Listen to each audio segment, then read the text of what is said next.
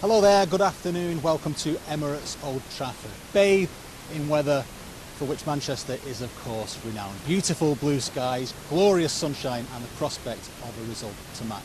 Lancashire Lightning already through to the Vitality Blast quarter-finals of course. Hoping for a home quarter-final with a good result today. Leicestershire Foxes hoping for an outside chance really of qualification, and with me to assess the chances of that, a man who'd surely love to be back at the crease smacking that white ball about Keaton Jennings, and a man who will be hopefully very, very soon the captain, Dane Villa. So first of all, tell us the team news. So from the middle we've lost the toss unfortunately, and we are bowling first. We've got one change to our team at the moment. Spizzer, who played his first two games for us and did really, really well, he's missing out, and we're getting Bowie back in. So it's nice for him to come back in and hopefully add some firepower to the middle order. What are the main reasons behind that change then? I just think Bowie's playing well at the moment, and we just want to get a little bit of, like I said, firepower and a bit of hitting in the middle, which I think we're lacking at the moment. But we just want to give everyone a chance and a good run leading up to the quarters. You built up some great momentum, of course, leading to those back-to-back Roses victories, and then that dumping against Durham. So there's always a chance, isn't there? There's always that kind of prospect that you kind of need to make a change. Yeah, sort of in a way. We want to avenge what happened the other day. We started with a great week, as you mentioned, the two good wins, and then sort of hit a speed bump along the way against Durham. It just shows you that the standard of this competition is really good. It doesn't matter who you're playing, you've got to be right on it. And we know we've got to be right on it for today. So it's hopefully get some momentum leading up into the next quarter-final. So you're bowling first. Do you think it's going to make a big difference? It might do. Obviously it's a used wicket, but it's a good wicket here. All the wickets are really good here at Old Trafford. So we're looking forward to it. And it's not as used as the one previously. So hopefully it's not going to make too much of a difference. We'll see. Sometimes in this competition, though, it is nice to chase down, isn't it? Yeah, it is nice. I mean, obviously you know what you need to do. Like I said, it's a new wicket, and Leicester haven't been here the whole year, so they're not going to be sort of familiar with what needs to go on. We've had a luxury of playing two games already here, so we'll have a little bit more of experience and knowledge of playing. So hopefully we can use that to our advantage. Just looking at the opposition and looking what you've got in your ranks, what do you see as crucial today? They're not watching this. No, obviously we want to play well. We don't want to look too much at them. Obviously we know they've got some good players. They've got a good mix of bat and ball and guys who are playing nicely. But we want to focus on doing well. We know if we play well, if we play at our levels, that we're pretty confident that we can beat them. So we're just going to look to improve on what we did the other day.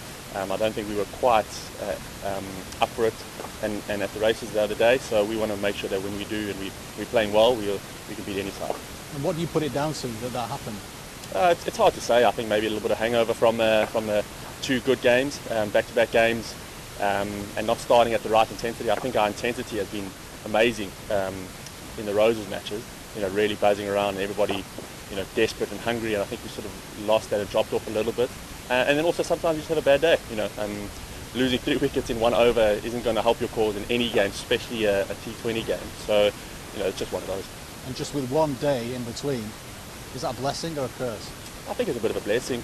Obviously we were devastated the other day and a bit frustrated, and we can hopefully reflect on. The guys would have done some reflection last night or yesterday, had the whole day to sort of mull it over and then get ready and pumped up for today, and ready to sort of right the wrongs from the other day. We were looking at the warm-up, some terrible football play, but some great spirit. So yeah, some good spirits. The football's not going well for both teams at Old Trafford at the moment, so hopefully we both of us can get a better result, and we can improve on that. But that's the least of our worries, that little football game. Hopefully we can do better with the smaller ball. Well, we wish you the best of luck. We'll leave you to make those final preparations. Cheers, thank you very much. Go on, Dana. And from what you've seen around it, is what Dane's saying there, would you back that up? Yeah, definitely. Look, I mean, it is a used wicket, slightly more central as well. I think it might be the wicket that they play the ODI on, or one of the first ODIs on. It looks slightly sort of darker in colour to the other day, so it might just be slightly lower in terms of the way the ball bounces. But yeah, definitely look, it could be quite tough batting second, so the toss may play a bit of a crucial role. But look, at the end of the day, if you play good cricket, especially at sort of good venues like this, generally you should come out on top. And when you're fielding first, as an important batsman, you're looking to open. What are you looking for in the opposition? Well, I suppose you're looking to see how the ball reacts. Generally speaking, the new ball on these sort of surfaces, you can sort of attack, or they sort of don't deviate off the surface as much. And as the ball gets older and softer, it can become quite hard to hit the ball. So generally speaking, that sort of first 6 overs, you look to attack, you look to try and get off to a really good start. And I think if I was both sides, I'd look at that first 6 overs and try and get ahead of the game, and then almost just try and hold on to the game for the next sort of 15 and just try and see where you are. Is the power play going to be that important? Personally, I think so. I think when you look at the other day, when you look at both power plays, I think we were 5 down inside the first sort of 3 or 4 overs. I know that's an extreme situation, but they definitely won that power play, and I think the power play is crucial just because of the way the ball deviates, the way the spin comes into the game, and the boundary size. I mean, it's when you look over the far side with the wind coming over my left shoulder, it can feel like you got 3 or 4 hits to try and get out for a boundary. So you can stand in the middle and really feel like you're going nowhere. But is that what the home advantage gives you, that you kind of know that on this pitch already? Definitely. Look, you sort of should know the angles, you know sort of what type of scores you're looking at, what type of feel you're going to have out in the middle. And from that point of view, you are slightly more at ease, and you become sort of aware of that situation a hell of a lot quicker than you would coming in as an opposition side. Okay, we'll give you great value for money here, because turnover a guest joining us, long-serving Lancashire wicketkeeper Warren Hegg. We were talking just today there about that turnover of games and how you build up some momentum and then it drops with a result like the one against Durham. You must have seen that numerous times in your career. How do you get over it? Well, very much so. I'm chatting to Keats, before we came on air, and winning's a habit. Winning is a habit, and any team, any sport doesn't want to go through that dip in confidence. We've seen the Lancashire side now. They're on top of the world, smashing it all over, fielding like gods, and then all of a sudden they get that shock defeat against Durham, and you're on the back foot a little bit. So I think that turnover of games is really important. We're straight back on the bike, so to speak, straight back onto getting out here at our home ground, performing. Hopefully we can have a great result tonight. Particularly for coaches and captains, do you sort of have to say to the lads, just a blip, forget about it, it's one, or do you really take people to one side? No, absolutely right. I think Chappie and Chile will be saying it's one of those days. You can't win every game, as long as your preparation's right, your processes are right, and you do your due diligence on the teams. You can't win every game. So Chappie will be over the moon now that this game's come right round the corner again. It's an important game. Lancashire need to get a result to have the destiny in their own hands, really. So they'll be looking forward to getting out there and putting things right. Yeah, well, let's look at the highlights of that game then. I mean, it's not going to be pleasant viewing, but we need to get it over with. Lancashire looking now for a resurrection after what was definitely not a very good Friday. There'll be plenty of spin again today. That's a good-looking shot. That's 4 runs for Alex Lees. Punch down the ground. Here comes Wood again. Oh, this is going to be out. He's mistimed it, Clark, and that's a cracking. Oh, has it been dropped or not? No, it's been taken. Bowles, Rain drives hard, way out into the deep on the leg side, and he's going to be out. He has found the fielder way out there. And it is Lee. Mood right on over the wicket to Bellingham. Launch of the ball through the onside. Jones underneath it. Takes a terrific catch as well, Rob Jones, to keep it whilst tumbling back. Hartley bowls, and that's absolutely nailed by Hardy, and away for 4. Smashes that straight over the top of mid-wicket. Easier this year than the batsman, but Parkinson again. Oh, Behardian's gone big with that one, and he could well be caught out. It's the deep, and he is at wide, long on cow corner, and he's Wood left arm over the wicket. Bowls. This is driven through the offside. It beats Tom Hartley. Will it race out towards the wide, long off boundary? It does. Pavilion end to Davies. He cuts at that one, and that's missed by Lees in the covers, and it's gone for 4. It was Vasquez round the wicket again. He bowls. Davies drives up into the air, and he's going to be caught by Coughlin here at mid-off. Comes down, and he's gone. Massive yelp from Travasquez. Potts right arm over the wicket to Croft. Oh, his bat's gone one way, the ball's gone the other, and he's been caught. Extraordinary. I don't think dismissal. I have ever seen that before for them.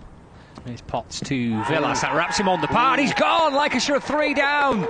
Potts celebrates, and Durham a minute, because it's a great start for them. Potts in and bowls. Oh, and he's bowled Jones. It's a beauty. Oh, what a delivery! In comes the bowler once again. Oh, how's that gone through? I'm not sure what that hit there. It's shot past the wicketkeeper for 4. He goes over the onside. Liam Livingstone gets a hold of that, I think. 6. For 6. It clears the rope by a yard or 2 out towards the point.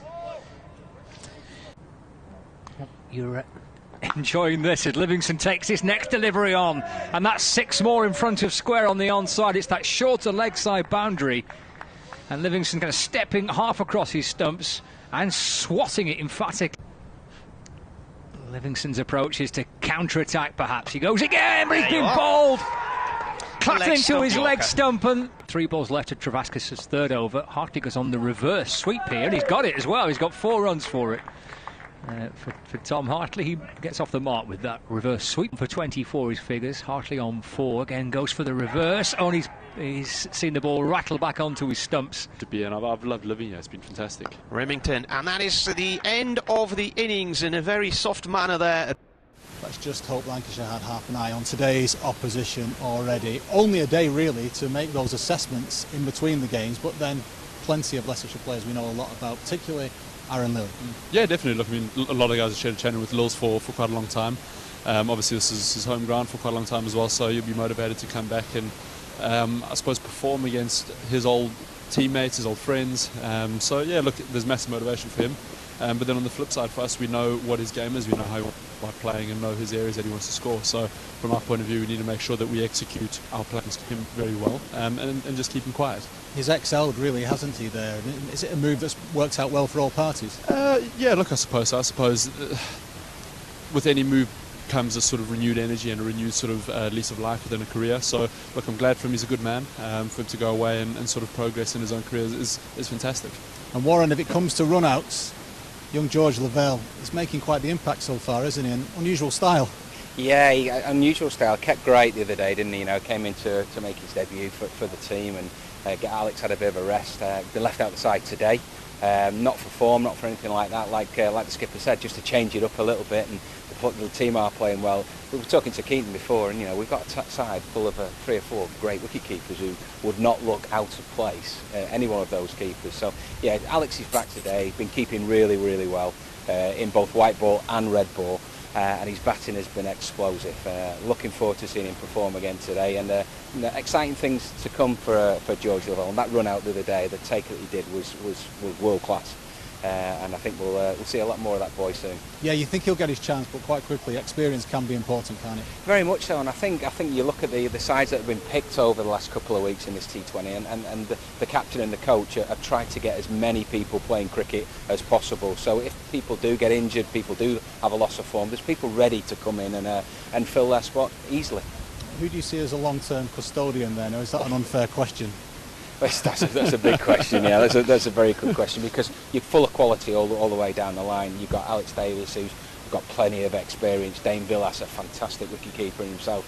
And pushing those 2 people, you've got George. So, you know, the coach has got some good decisions to make over the next couple of years, and I'm glad I'm not in that situation. That's a great answer. You've nicely sat on the fence there. I always sat on the fence, you know me, Keats. Yeah, well, I suppose when you're building a squad, you need plenty of players for both sides of the game, don't you? OK, then, the final Group North game in the Vitality Blast. Lancashire Lightning versus Leicestershire Foxes. We'll leave you in the capable hands now of the BBC commentary team, Scott Reed and Richard Ray. Been occupying, but that means there's a few more people around to watch. Yes, essentially, Leicestershire have to beat Lancashire well today and hope that Somerset are beaten by Gloucestershire in Bristol, Northants are beaten by Birmingham in Birmingham, and Durham are beaten by Nottinghamshire at Trent Bridge, essentially. So odds very much against, but all Leicestershire can do is concentrate on trying to get one over on Lancashire. And for Lancashire, the equation is slightly more straightforward, because they know if they win today and Kent lose, then that would be enough to secure a home quarter-final. So they need Kent to lose and a Lancashire victory. But it's been a good kind of second half to the group campaign for the Foxes, hasn't it? Yeah, it's been mixed a little bit. There've been 1 or 2 good victories and 1 or 2 disappointing defeats, losing particularly at home to Derbyshire a couple of games ago, was really disappointing too, because Leicestershire were only 4 down at the end of the innings, and really to lose in those circumstances by 4 runs, I think it was, in the end, was hugely disappointing. Just couldn't get over the line. However, a couple of very good wins, hitting a 6 off the last ball to beat Yorkshire at Grace Road. That was pleasing, but even more so was to beat Nottinghamshire last time out at Grace Road a couple of days ago, and that has kept the Foxes just about in the picture. One change for the Foxes from the team that beat Nottinghamshire, incidentally, which is that George Rhodes drops out and young Harry Swindles comes in. Well, here's the arrival of the 2 umpires who have got to know the players across the North Group pretty well. Messrs O'Shaughnessy and Middlebrook, with umpires being kind of regionalised for the Bob Willis Trophy and the T20 Blast. We see the arrival of the 2 Leicestershire Foxes opening batsmen, and Lancashire as well now making their way out to the middle as well. Lancashire have made one change to the team that were pretty soundly beaten here by Durham. Durham winning by 74 runs on Friday. Lancashire all out for 83. The change has seen George Lavelle being replaced and Josh Bohannon coming back into the Lancashire team. This is how their line-up in full. It's Liam Livingston, Alex Davis, Stephen Croft, Dane Villas, Rob Jones, Josh Bohannon, Danny Lamb, Luke Wood, Tom Hartley, Saqib Mahmood and Matt Parkinson.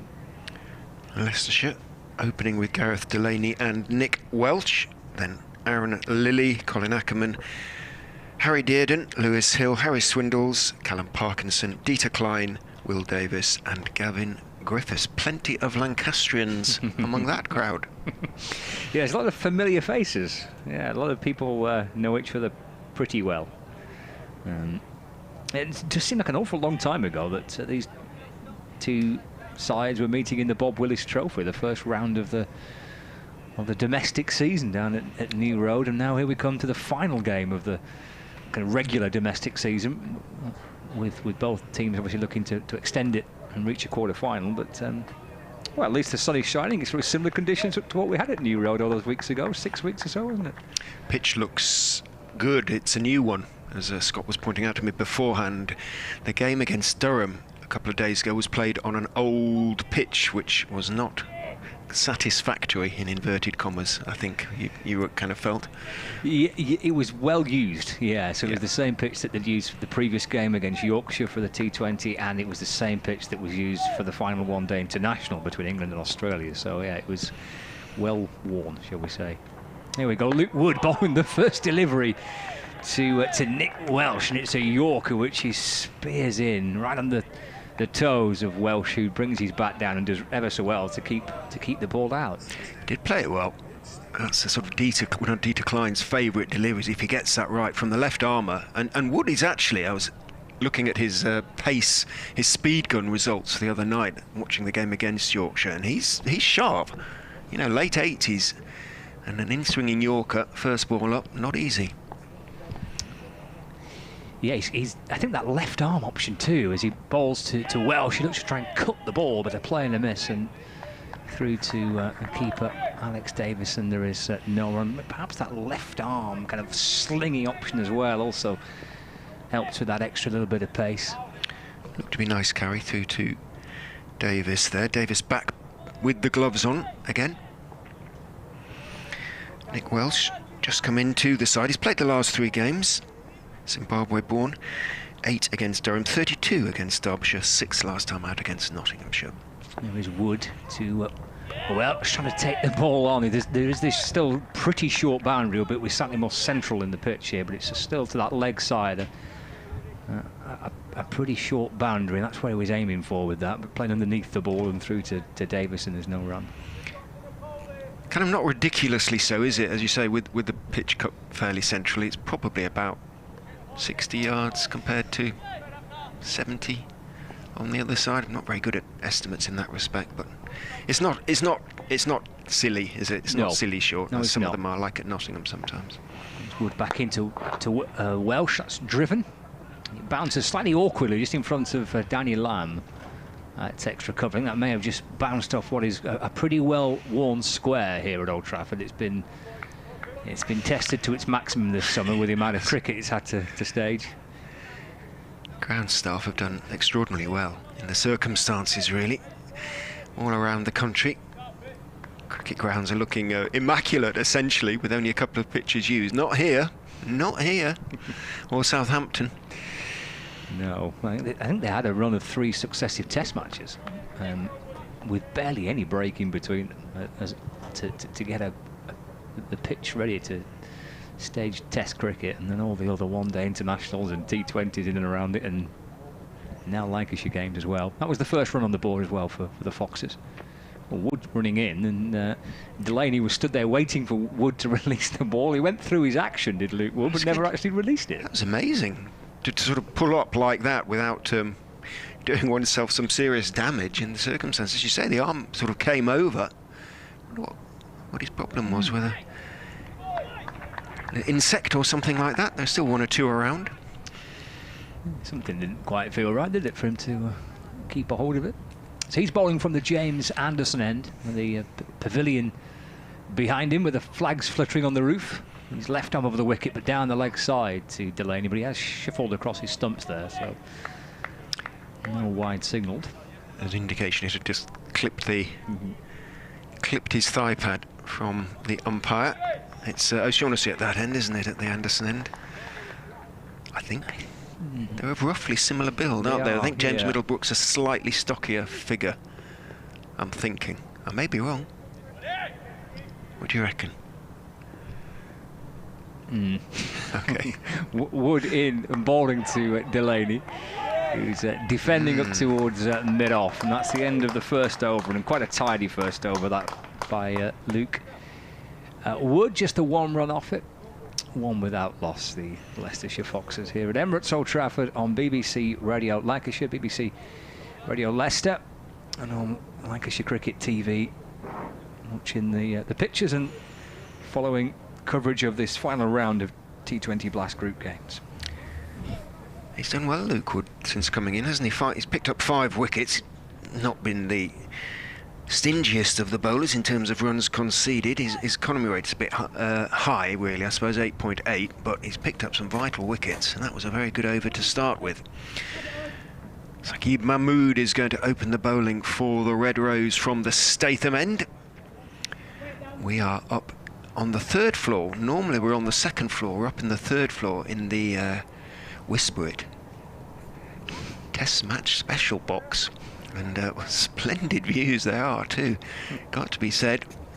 Mahmood will be bowling then to Nick Welsh, who waits as the England man comes in and bowls to Welsh on to off stump, just dropped out into the offside, but there's not going to be a single there. Out towards point. Wood it is who closes quickly on the ball. Yes, we've basically just decamped inside the TMS box, because obviously the TMS gang were here for the one-day international on the Wednesday between England and Australia, so just keep it all set up. We'll just come in on the Thursday and we'll stay here for the 3 group games. Plus it's an absolutely outstanding view. It is. Mahmood, 25 on his back, is in and bowls hooked out over square leg for 6. Absolutely picked up as clean as you like by Welsh. It just dropped a little bit too short there, Mahmood, and Welsh saw it all the way and hit it absolutely square, just in front of square, in fact, and it's disappeared underneath the old press box when the square was the other way around. What a clean hit that was by Nick Welsh. We mentioned that a slightly short boundary to one side, but that's the biggest boundary on the ground, that isn't it? That's a monster hit. That must have travelled 80 yards. Yeah.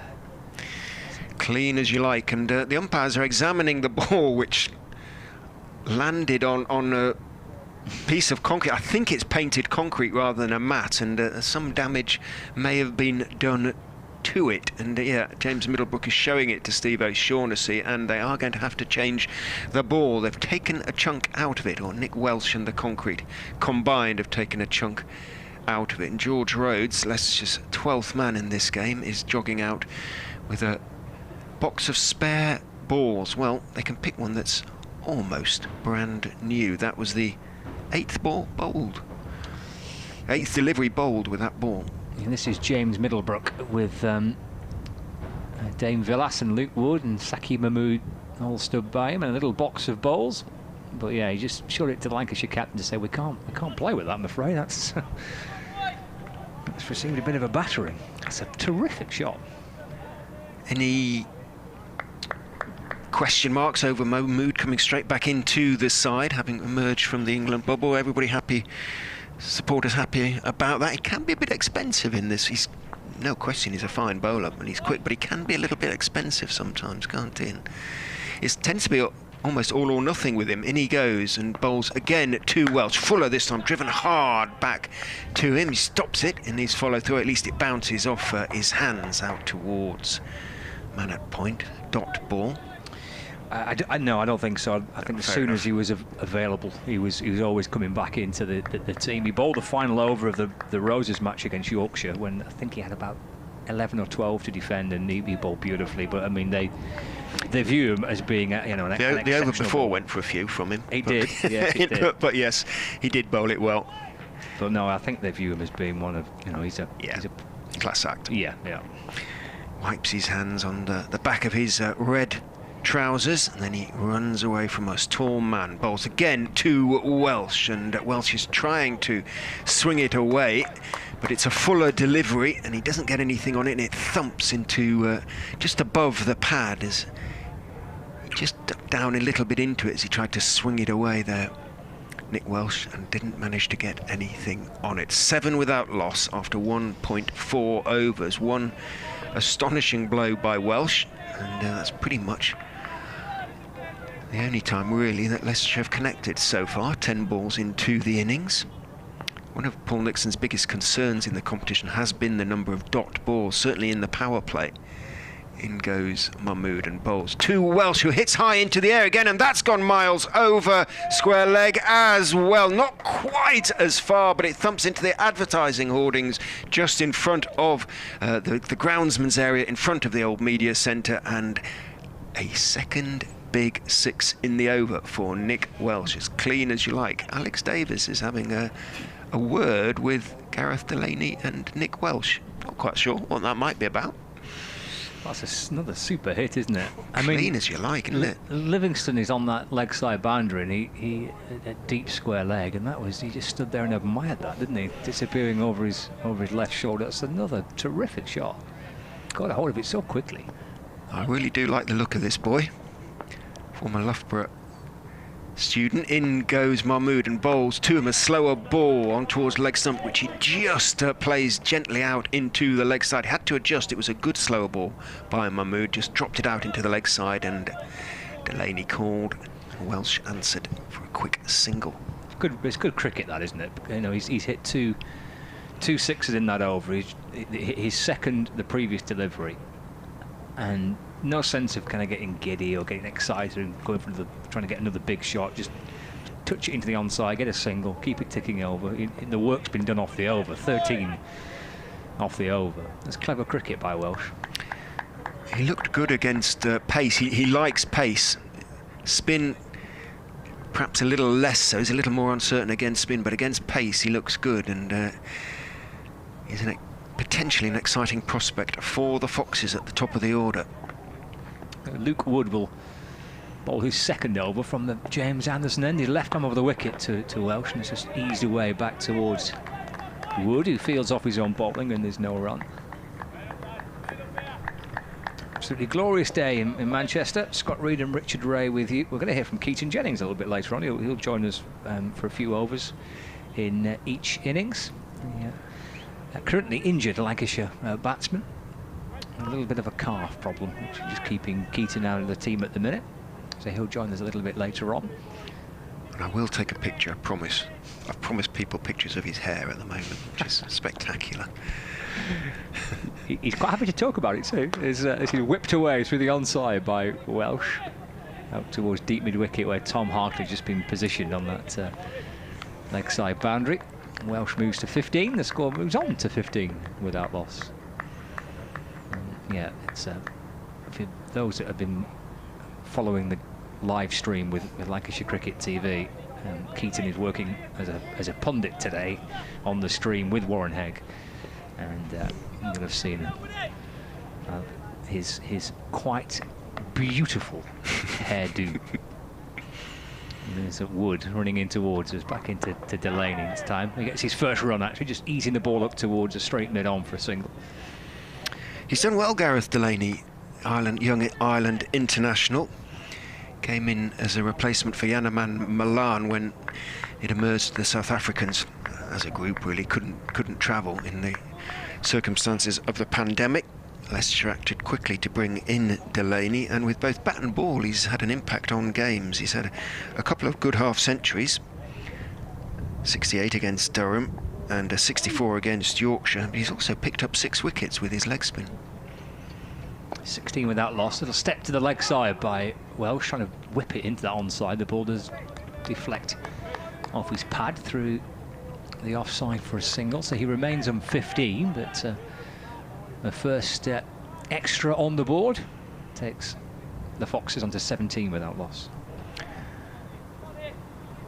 Last 2 days at Fisher County Ground at Grace Road, watched 2 games, obviously Leicestershire playing Nottinghamshire, and then yesterday Loughborough Lightning against Central Sparks, and in both games the umpires imposed a 5-run penalty on one of the sides, which I'd not seen it before, other than that first game when Dieter Klein against Danny Lamb in the Bob Willis Trophy, but 3 times now this season I've seen it, all for different reasons. Well, there's one on Friday evening here as well. Here's Wood bowling a short ball, which Delaney tries to take on. I think he may have gloved it. He's gone. He's been caught behind by Alex Davis, and Delaney departs. Lancashire have picked up their first wicket, but he just kind of rocked onto the back foot, attempting to hook it or pull the ball. I suspect come off the glove into the keeper's gloves, and Delaney has to depart for 1. So the Foxes, with 1 ball left of the 3rd over, have lost the first wicket, 17 for 1. Yeah, a blow, good bouncer from Luke Wood, and it's hurrying through. I like the look of the pitch. It's hard and true, and there's good pace in it. Aaron Lilly may have been hoping to see that these 2 openers, Delaney and Welsh, might have seen the quicker bowlers off. He's very good against spin and medium, but sometimes the quicker bowlers make him hop about a bit. We shall see. Yes, on Friday evening, Durham had 5 points added to their total because of an incident involving Liam Livingston. It was, I think, a level 2 breach, which I think was a little bit of naughty language. Okay. So they had 5 points added to their total. Now, in the Bob Willis Trophy game, we saw 5 points added to the Lancashire score, or was it taken away from the Leicestershire score? I think it was added to the Lancashire score. I'm sure it must have been. You can't take 5 away, can you? I don't know. I can't remember. But that was for Dieter Klein throwing the ball at Danny Lamb in a potentially intimidating manner, essentially. That was that one. Against Notts. Notts were penalised 5 runs. I'll tell you why in a second. Final ball of the over. Wood coming into Aaron Lilly, the new batsman. Up onto his toes, Lilly, and just dropping the ball into the offside. And there's no run. End Good of the over. 3rd, 17 for 1. Yeah, just 2 runs off it, and 1 wicket for Wood.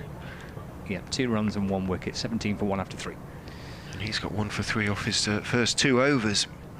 Yeah, no, against Nottinghamshire, Stephen Mullaney was penalised for fake fielding. Oh, is he really? That was ruled out. Put in the slide, and an umpire, Pollard, not umpire Cook, decided that it was fake fielding, and 5, much to Notts. They took it as well as one would expect.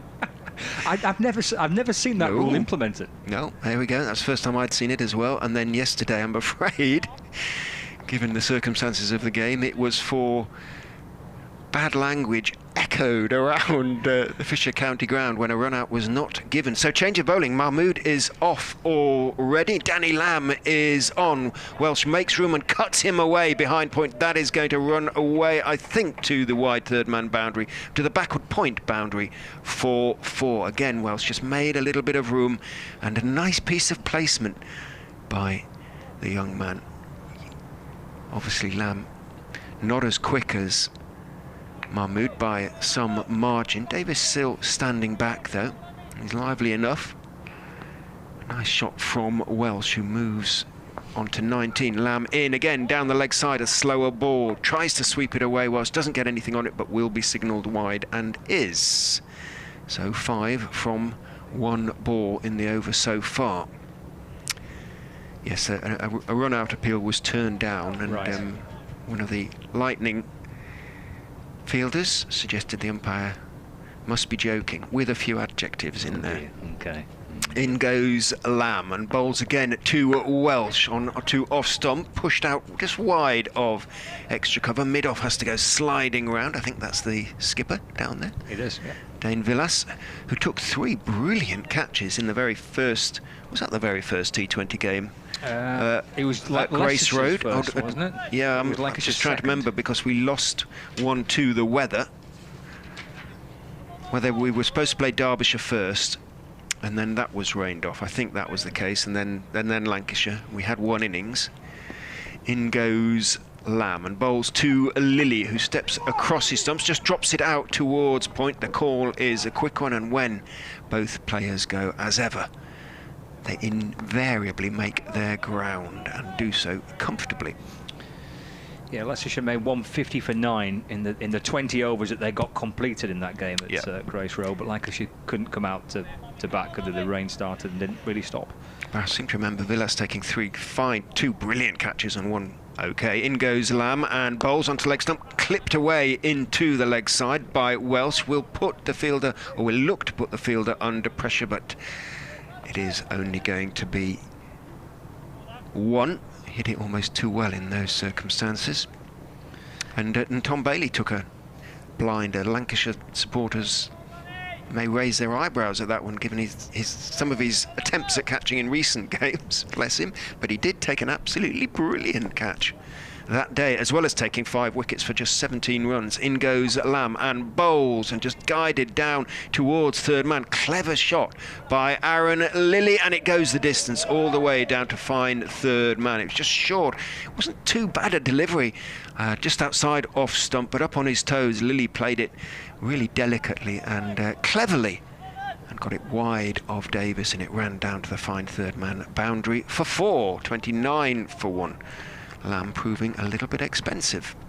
I seem to recall Aaron Lilly in that game, the reverse fixture, having a couple of big hits for 6 in that match. Lamb in again to Lilly, again slightly slower ball, straight though, and Lilly just turns his wrists on it and plays it carefully out to mid-on, where Saqib Mahmood picks up a single taken. 13 from the over from Danny Lamb, and after 4 overs the Foxes 30 for 1. So Wood has been extremely effective, conceding just 3 runs from his first 2 overs, but from the other end, from the Statham end, the overs have gone for 14 and 13, 27. He's going to continue as well, Dane Villas, with Luke Wood. This will be his 3rd over. He's bowled 2 overs, 1 for 3, but he's going to have a 3rd. With the Lancashire left arm seamer in the sunshine, running in towards us, with Aaron Lilly on strike. Ball beats Lilly and through to the keeper, and there's no run. Just going back to that game at Grace Road, Lilly made 26. I seem to remember him coming out and going pretty big early on to try and get some runs. Yeah, it was good fun to watch. Very much taken that role on in the side. In fact, he's the aggregate top run getter as well, 228 runs. His strike rate is 150. He's come off on most occasions. He's settling into his crease here and defending this next delivery from Luke Wood, which is a straight ball. Pushes it back towards to Wood, and there's no run. 26, 69, 22, 30, 45, 2 and 34. So only once in single digits has he been dismissed. Problem just comes when somebody's bowling at 85 plus at him, and he tends to look a little bit jumpy. As many of us would, but just sometimes finds him out a bit. Here's Wood, left arm of the wicket to Lilly. That's played neatly. He's leaning back and allowing the ball to run off the face of the bat down to third man where Mahmood fields. And Lilly with some nice touch play there, moves to 7. The score moves on to 31 for 1. Halfway in the 5th. There was a period when he was at Lancashire where he opened the batting in T20 cricket, Aaron Lilly. They used him right at the very top for a little while. One of these players where if you give him the licence, sometimes it will kind of work for him and sometimes it won't. That's just the nature of the format, but he's good fun to watch if he does come off. There's Welsh waiting for Wood. Hit back down the ground, the pace taken off the ball by Wood, deflecting it up towards mid-on. Score advances by an extra run. He moves to 22 and Fox is now to 32 for 1. Welsh to 22 from 17 deliveries. It's 2 big hits for 6. Still glorious hits, weren't they? Really clean hits. And with the ball being new, we could pick it up perfectly clearly as well in the blue sky. Went above the hotel, above the height of the hotel. Lilly waits as Wood comes back in. The short ball, he gets out the way of this. Aaron Lilly just bends his knees, rocks backwards. And the ball pushes Davies off his feet, the keeper, and takes it into his gloves. And there's no run. 1 ball left of the 5th. James Taylor in the room next to us. I'm reading his remarkable book at the moment. Large numbers of which have been delivered, as you would expect, to the Leicestershire shop with his Leicestershire connections, but it is a remarkable read. Final ball of the 5th as Wood bowls to Lilly, who plays forward and just pushes the ball back to Wood, who's continuing an excellent little spell. He's bowled 3 overs. I mean, assuming that Villas would keep him back for 1 later on. We shall see. 3 overs, 1 for 5. 5 overs gone, 32 for 1. That is invaluable because all 3 overs have been in the power play. Just to concede 5 runs from 3 overs in the power play, one's captain cannot ask for more, one feels. Well, that single over from Danny Lamb is all we're going to see of the Lancashire all-rounder for now, because Saqib Mahmood is coming back on. Mahmood went for 13 from his first over. We're looking to do a little bit better this time, but we are still in the power play, so the 2 men out on the boundary are on the leg side. Having seen what Welsh did to him last time, we have a deep mid-wicket and we have a deep backward square. Mahmood in past umpire Middlebrook. Bowl, slower ball, goes down on one knee, Welsh, and swings him away down towards square leg, but it's along the ground, so more than enough time for the man at deep backward square to get across. Is that Liam Hurt out there? Can't quite tell. Number 22, I think it is. Yes. And there you go. So he's on for somebody. That's what I was just wondering. I recognise the width of the shoulders. He's a big, strong man, and he was able to get round and cut the ball off. Just a couple then on that occasion to Welsh, who's moved on to 24 from just 18 balls. Mahmood is running in, but rather like Wood previously, he doesn't deliver the ball. Didn't seem to be any obvious reason why not, but he didn't actually go through with his action, he just ran through the crease, so it wasn't entirely disconcerting for the batsman. He made his intentions that he wasn't going to deliver the ball fairly clear well before he reached the crease. 34 for 1 from 5.1. He's on for Josh Bohannon, is Liam Hurt. Mahmood just walks into his mark and then he runs away from us. Bowls to Welsh, who looks for swimming away. The ball goes between the batsman and over the top of leg stump. It might just have gone past leg stump had it been of the correct height anyway. He's looking to swing it away, a short-armed pull from Welsh. Didn't get anything on it. Lilly wanders down to have a word with his young partner, but still impressive stuff from Nick Welsh. Gathers himself at the crease, 34 for 1. Mahmood turns. in, and Bowles full, made a little bit of room and tried to swing it away, drive it away over the cover ring of fielders. Again, didn't get anything on it, just held that one back a little bit, Saqib Mahmood, and deceived Welsh slightly. Marks his creases. The ball is thrown to Villas at mid-off, and not very well, it would appear, because it's gone a few yards behind him to about where Mahmood is going to need to pick it up anyway. It hit him on the knee, and he's now... The captain is not over-impressed with the quality of the relay throw to him, the underarm relay throw to him. Dot ball again. Mahmood, just 2 from his first 3, is in. Bowles full, and it's a little bit too quick for Welsh, who tries to drive it away and then turns away in disgust with himself at not being able to get any bat on that one. A much better over so far from Saqib Mahmood, and he's starting to frustrate Nick Welsh. Yeah, it's good stuff this from Mahmood, isn't it? As you say, he's good over this. He's mixed it up as well. He's mixed his pace up, his line up. He's got some good variations. And the batsman struggled to put bat on ball so far. Just 2 to come in the over and the power play. 34 for 1. Foxes might not feel it's enough on what looks to be a pretty decent track. In goes Mahmood, and Bowles. Welsh again swings hard at the straight ball, gets a thick inside edge onto the pad. It trickles towards backwards square, and it will be just a single as a consequence. 35 for 1. Welsh 25 off 22. Lily 7 off 9.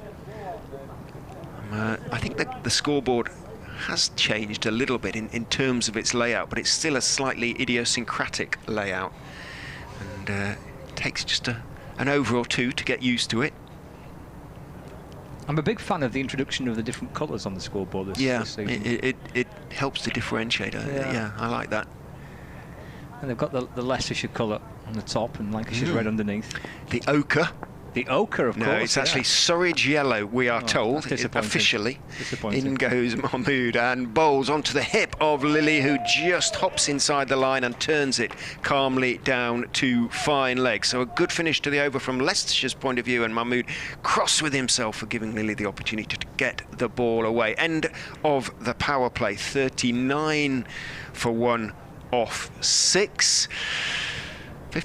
50, probably Lancs won't be too disappointed with that. And, well, to tell you whether they were, Keaton Jennings will be joining my colleague Scott Reed.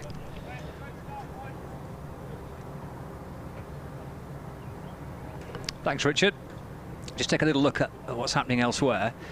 There's a particular close eye on the game involving Surrey and Kent, because Lancashire need Kent to lose that game. Obviously, they need to win here as well to secure a home quarter-final. Kent are 59 for 1, and Leicestershire need a bit of help from elsewhere. They're keeping a close eye on 3 different games. Games involving Somerset, Northants and Durham as well, as Tom Hartley comes into the attack and bowls to Welsh, appealing for an LBW there. The ball deflects down towards Mahmood at short third man, and moves on to 40 for 1. All right, Scott. I'm very well, thank you, Keaton. Are you all plugged in? I'm just about, yeah. I had a little bit of a fight with the microphone, but otherwise all good. These things happen. Or a little bit of a battle. 40 for 1 at Lilly on 11. We'll get your views on the power play as Hartley bowls to Aaron Lilly. That's drilled along the ground through mid-wicket for a single. He moves to 12, 41 for 1. What do you reckon? I'd probably say maybe slightly under par. It did look like a good surface. I mean, you saw the first or second over where 2 balls disappeared over the long side. Yeah. But bar that, I mean, you take that 12 out of it, and suddenly you're only going at sort of 5 and over. So there is, I mean, you can see that ball's sort of held in the surface. But I'd probably say maybe slightly under par. Okay. 41 for 1, halfway into the 7th. Straight out of the power play, Dane Villas turns to his left-arm spinner, Tom Hartley, from the Anderson end. Little sweep there, and the disappears down the leg side. It's been given wides as well, and no wonder Alex Davis has his gloves on his helmet, and Tom Hartley slowly turns and goes back towards his mark, because the score's moved on to 46 for 1. Welsh on 26 and Aaron Lilly on 12. So Hartley's got a long off, a long on, a deep mid-wicket, a deep backward square, deep extra cover as well. Short fine leg, short third man, backward point, Short cover. Well, it's the top edge. It's through the onside. It might drop safe. I think it will. Welsh gets a single. There's two on that leg side boundary, and Liam Livingston and Stephen Croft, and it fell probably 10 yards in front of Livingston coming up from behind square on the leg side. 47 for one.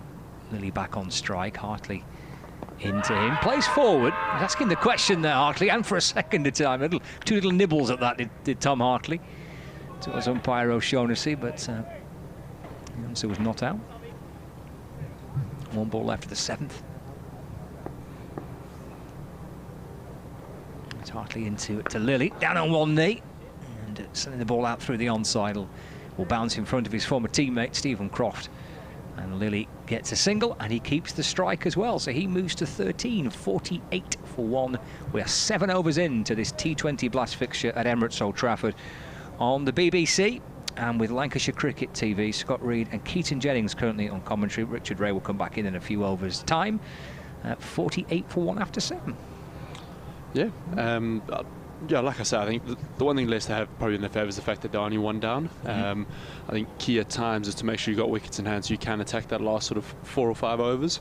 But I think ideally when you look at it from Leicester's point of view, you'd probably like to be at this point maybe even slightly ahead at the end of power play, because from now it could become quite sort of tough to get that scoring rate going as the ball gets softer and sort of more used and the surface becomes worn. It could just be tough to strike the ball. A different pitch to what we had on Friday evening, which was has taken a bit of a hammering, that pitch, hasn't it, on Friday? Yeah, massively. To be fair, this one looks like it could take a hammering quite quickly as well. It looks very dry, almost looks like rolled mud rather than a sort of slab that Old Trafford sort of presents sometimes. The square in general has taken a bit of a hammering this summer. Yeah, massively. You wouldn't want to be where Tommy Hartley has extra cover there. When you dive there, it feels like you dive on the M1. It really, really hurts. Liam Livingston coming into the attack from the Statham end. First delivery through for a dot ball. We've got Lilly on strike, unbeaten on 13. Here's Livingston into Lilly. Oh, that turns. It's really turned that. Like I said, so from this point on, if the ball's going to deviate like that, it could become really, really hard to hit and to try and actually get the ball away, especially since we're quite central as well. So there's big corners, and to try and get that boundary could be really, really hard. Livingston bowling his leg spin there to Aaron Lilly, but this is fired in down the leg side, taken by Alex Davis. We're just actually complimenting Richard and I, the Matt and the team here at Emirates Old Trafford for the work that they've done. And Livingston is into Lilly. It's a fuller ball which he tries to jab through the onside, but there's no run with the pressure of producing wickets for the Test matches, the T20s, the one-day internationals, and now Lancashire games. Massively, and back to back to back as well, Yeah. which is and to their credit, I mean, it's been absolutely fantastic. They produced some fantastic cricket wickets. Livingston over the wicket. It doesn't release the ball as Aaron Lilly was quickly into a position to play like a reverse hit, and he just dragged his right arm back across his body, Livingston, and didn't release the ball. And then that turns and comes off a leading edge as Lilly tries to work it in the onside. The ball balloons out through the offside. That brings up the 50 for the Foxes. We're 2 balls left of the 8th over. 50 for one. Aaron Lilly and Nick Welsh on 27 and Lilly on 14. The wicket of Delaney for 1.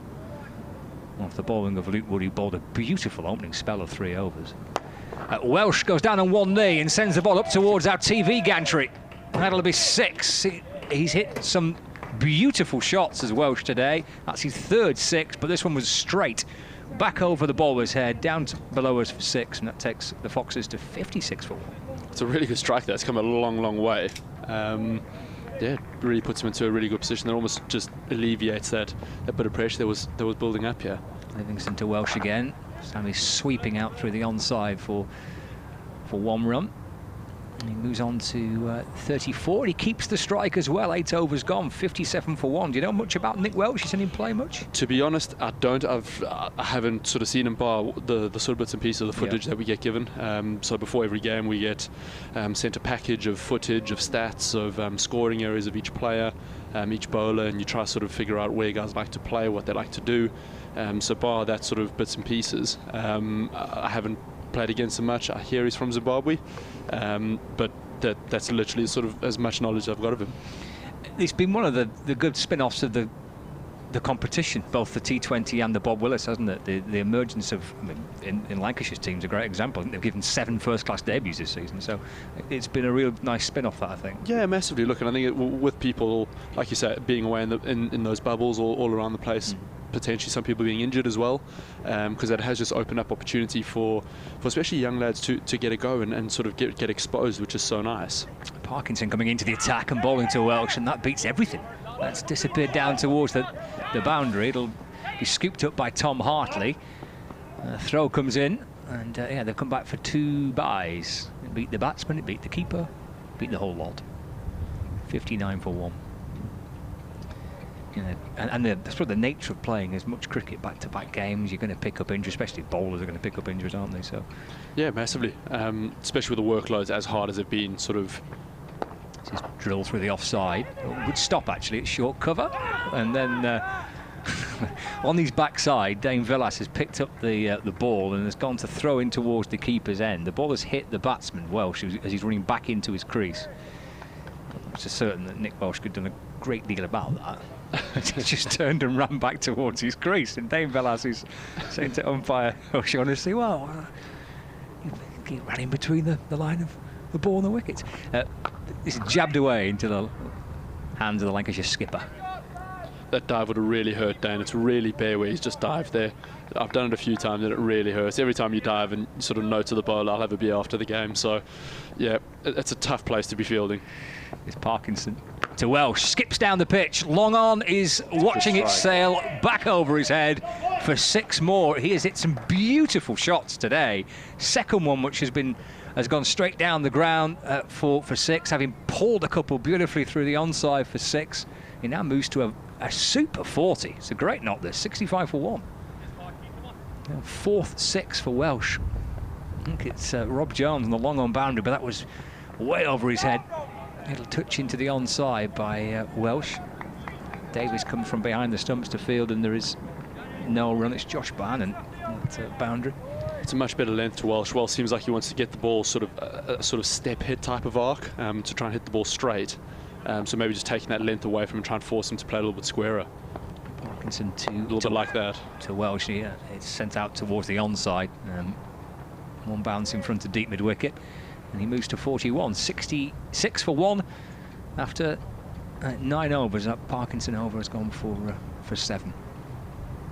Here at Old Trafford, with the 1 wicket of Delaney out for 1, caught by Davis off wood.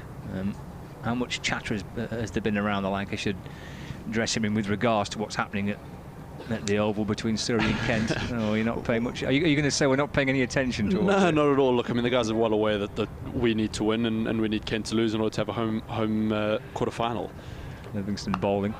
The Welsh onto his back foot, just forcing the ball through extra cover for a single. But yeah, I mean, look, we're very well aware of that, but we need to make sure that we win this game. That's all we can control, and that's all we need to do. I know it sounds really cliched that control the controllables, but at the end of the day, that's all we can do. We can't make Kent lose or make Surrey win or whatever it is. All we can do is perform as best we can according to the conditions that we face today and make sure we try and win this game. Livingston right arm over the wicket. It's met on the full by Lilly, whipped away through the onside.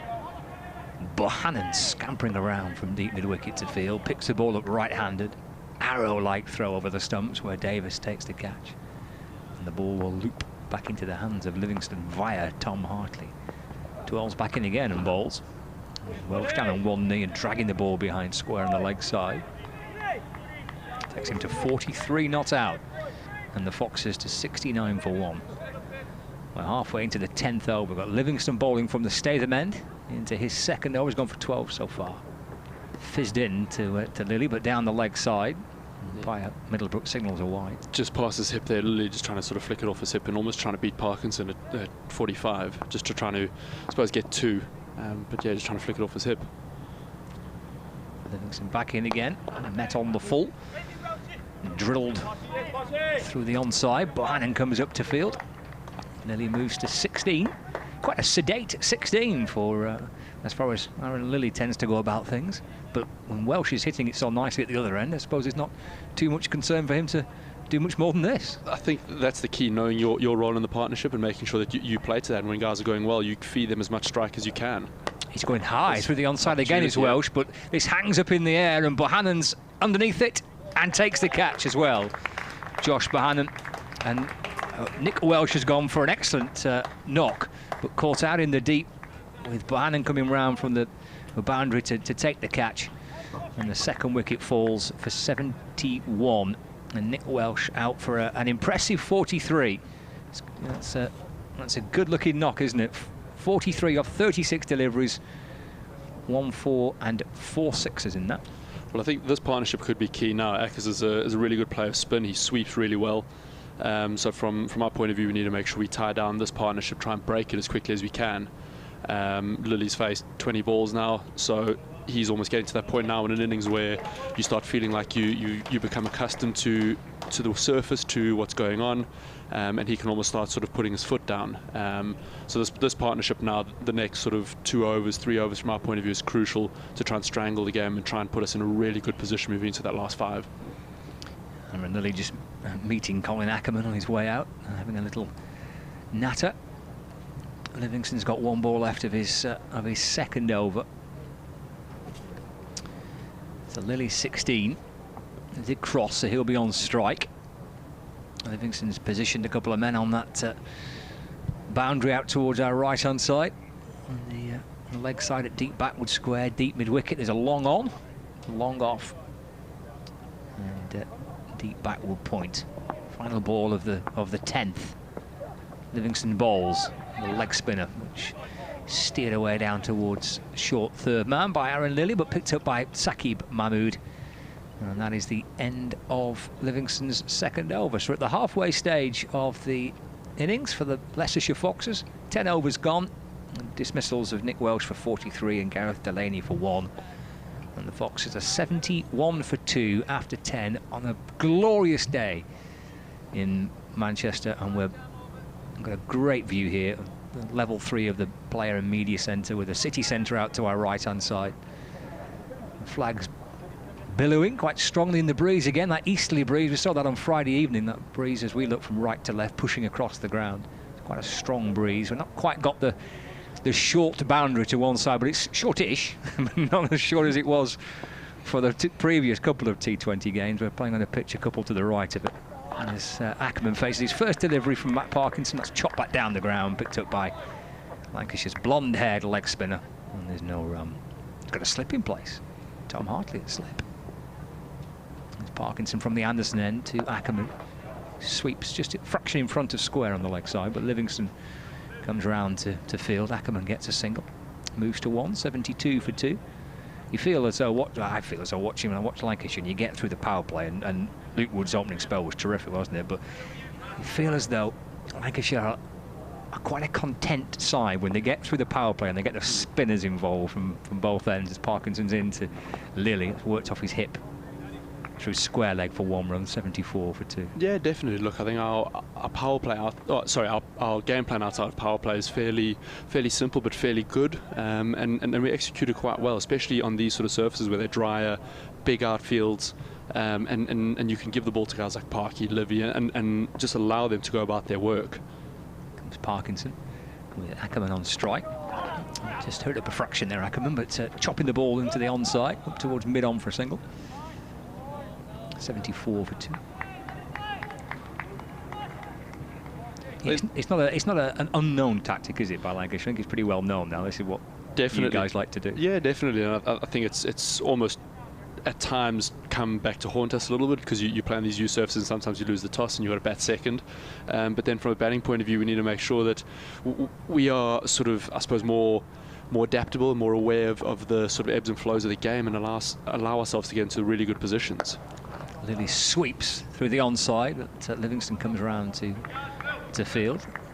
Lilly moves up to 18, 75 for 2. 1 ball left of the 11th. Parkinson's second. He's gone for 11 so far. Long off, long on, deep mid-wicket, deep backward square. Luke Wood out on the cover boundary.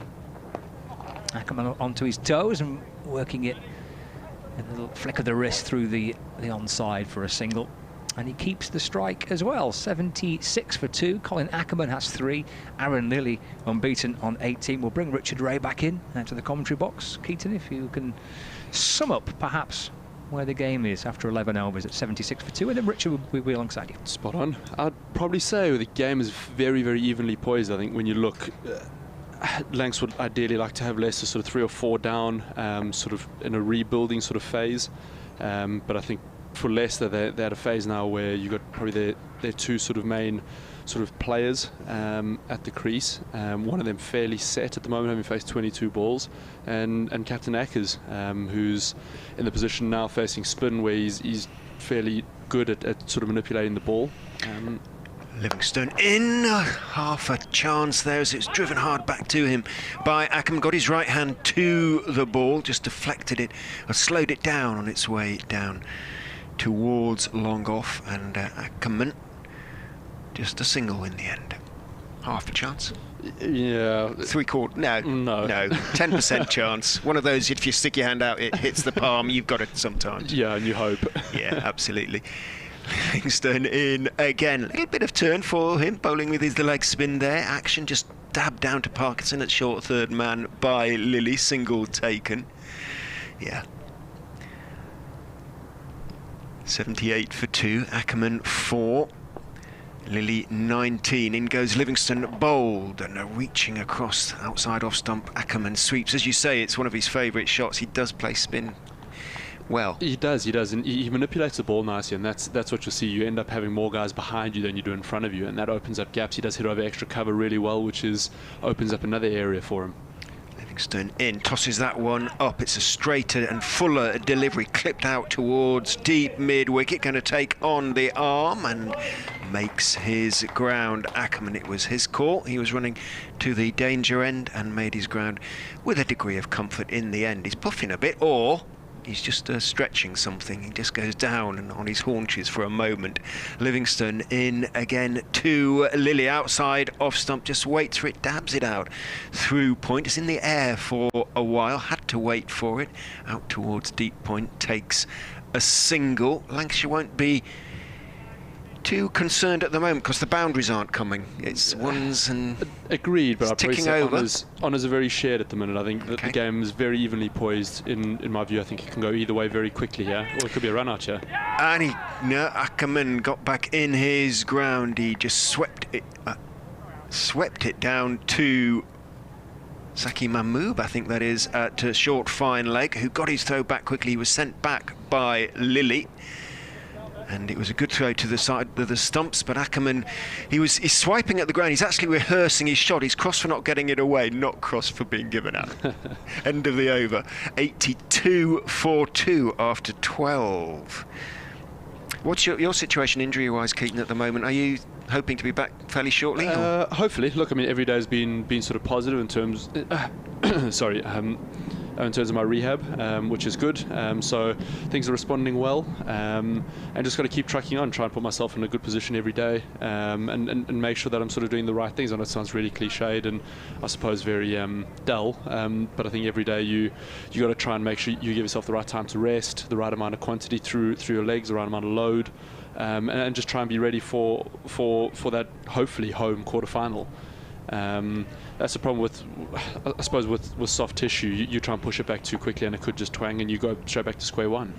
Tom Hartley bowls a big swing and a miss from Aaron Lilly. Went down on one knee, tried to launch it over deep mid-wicket.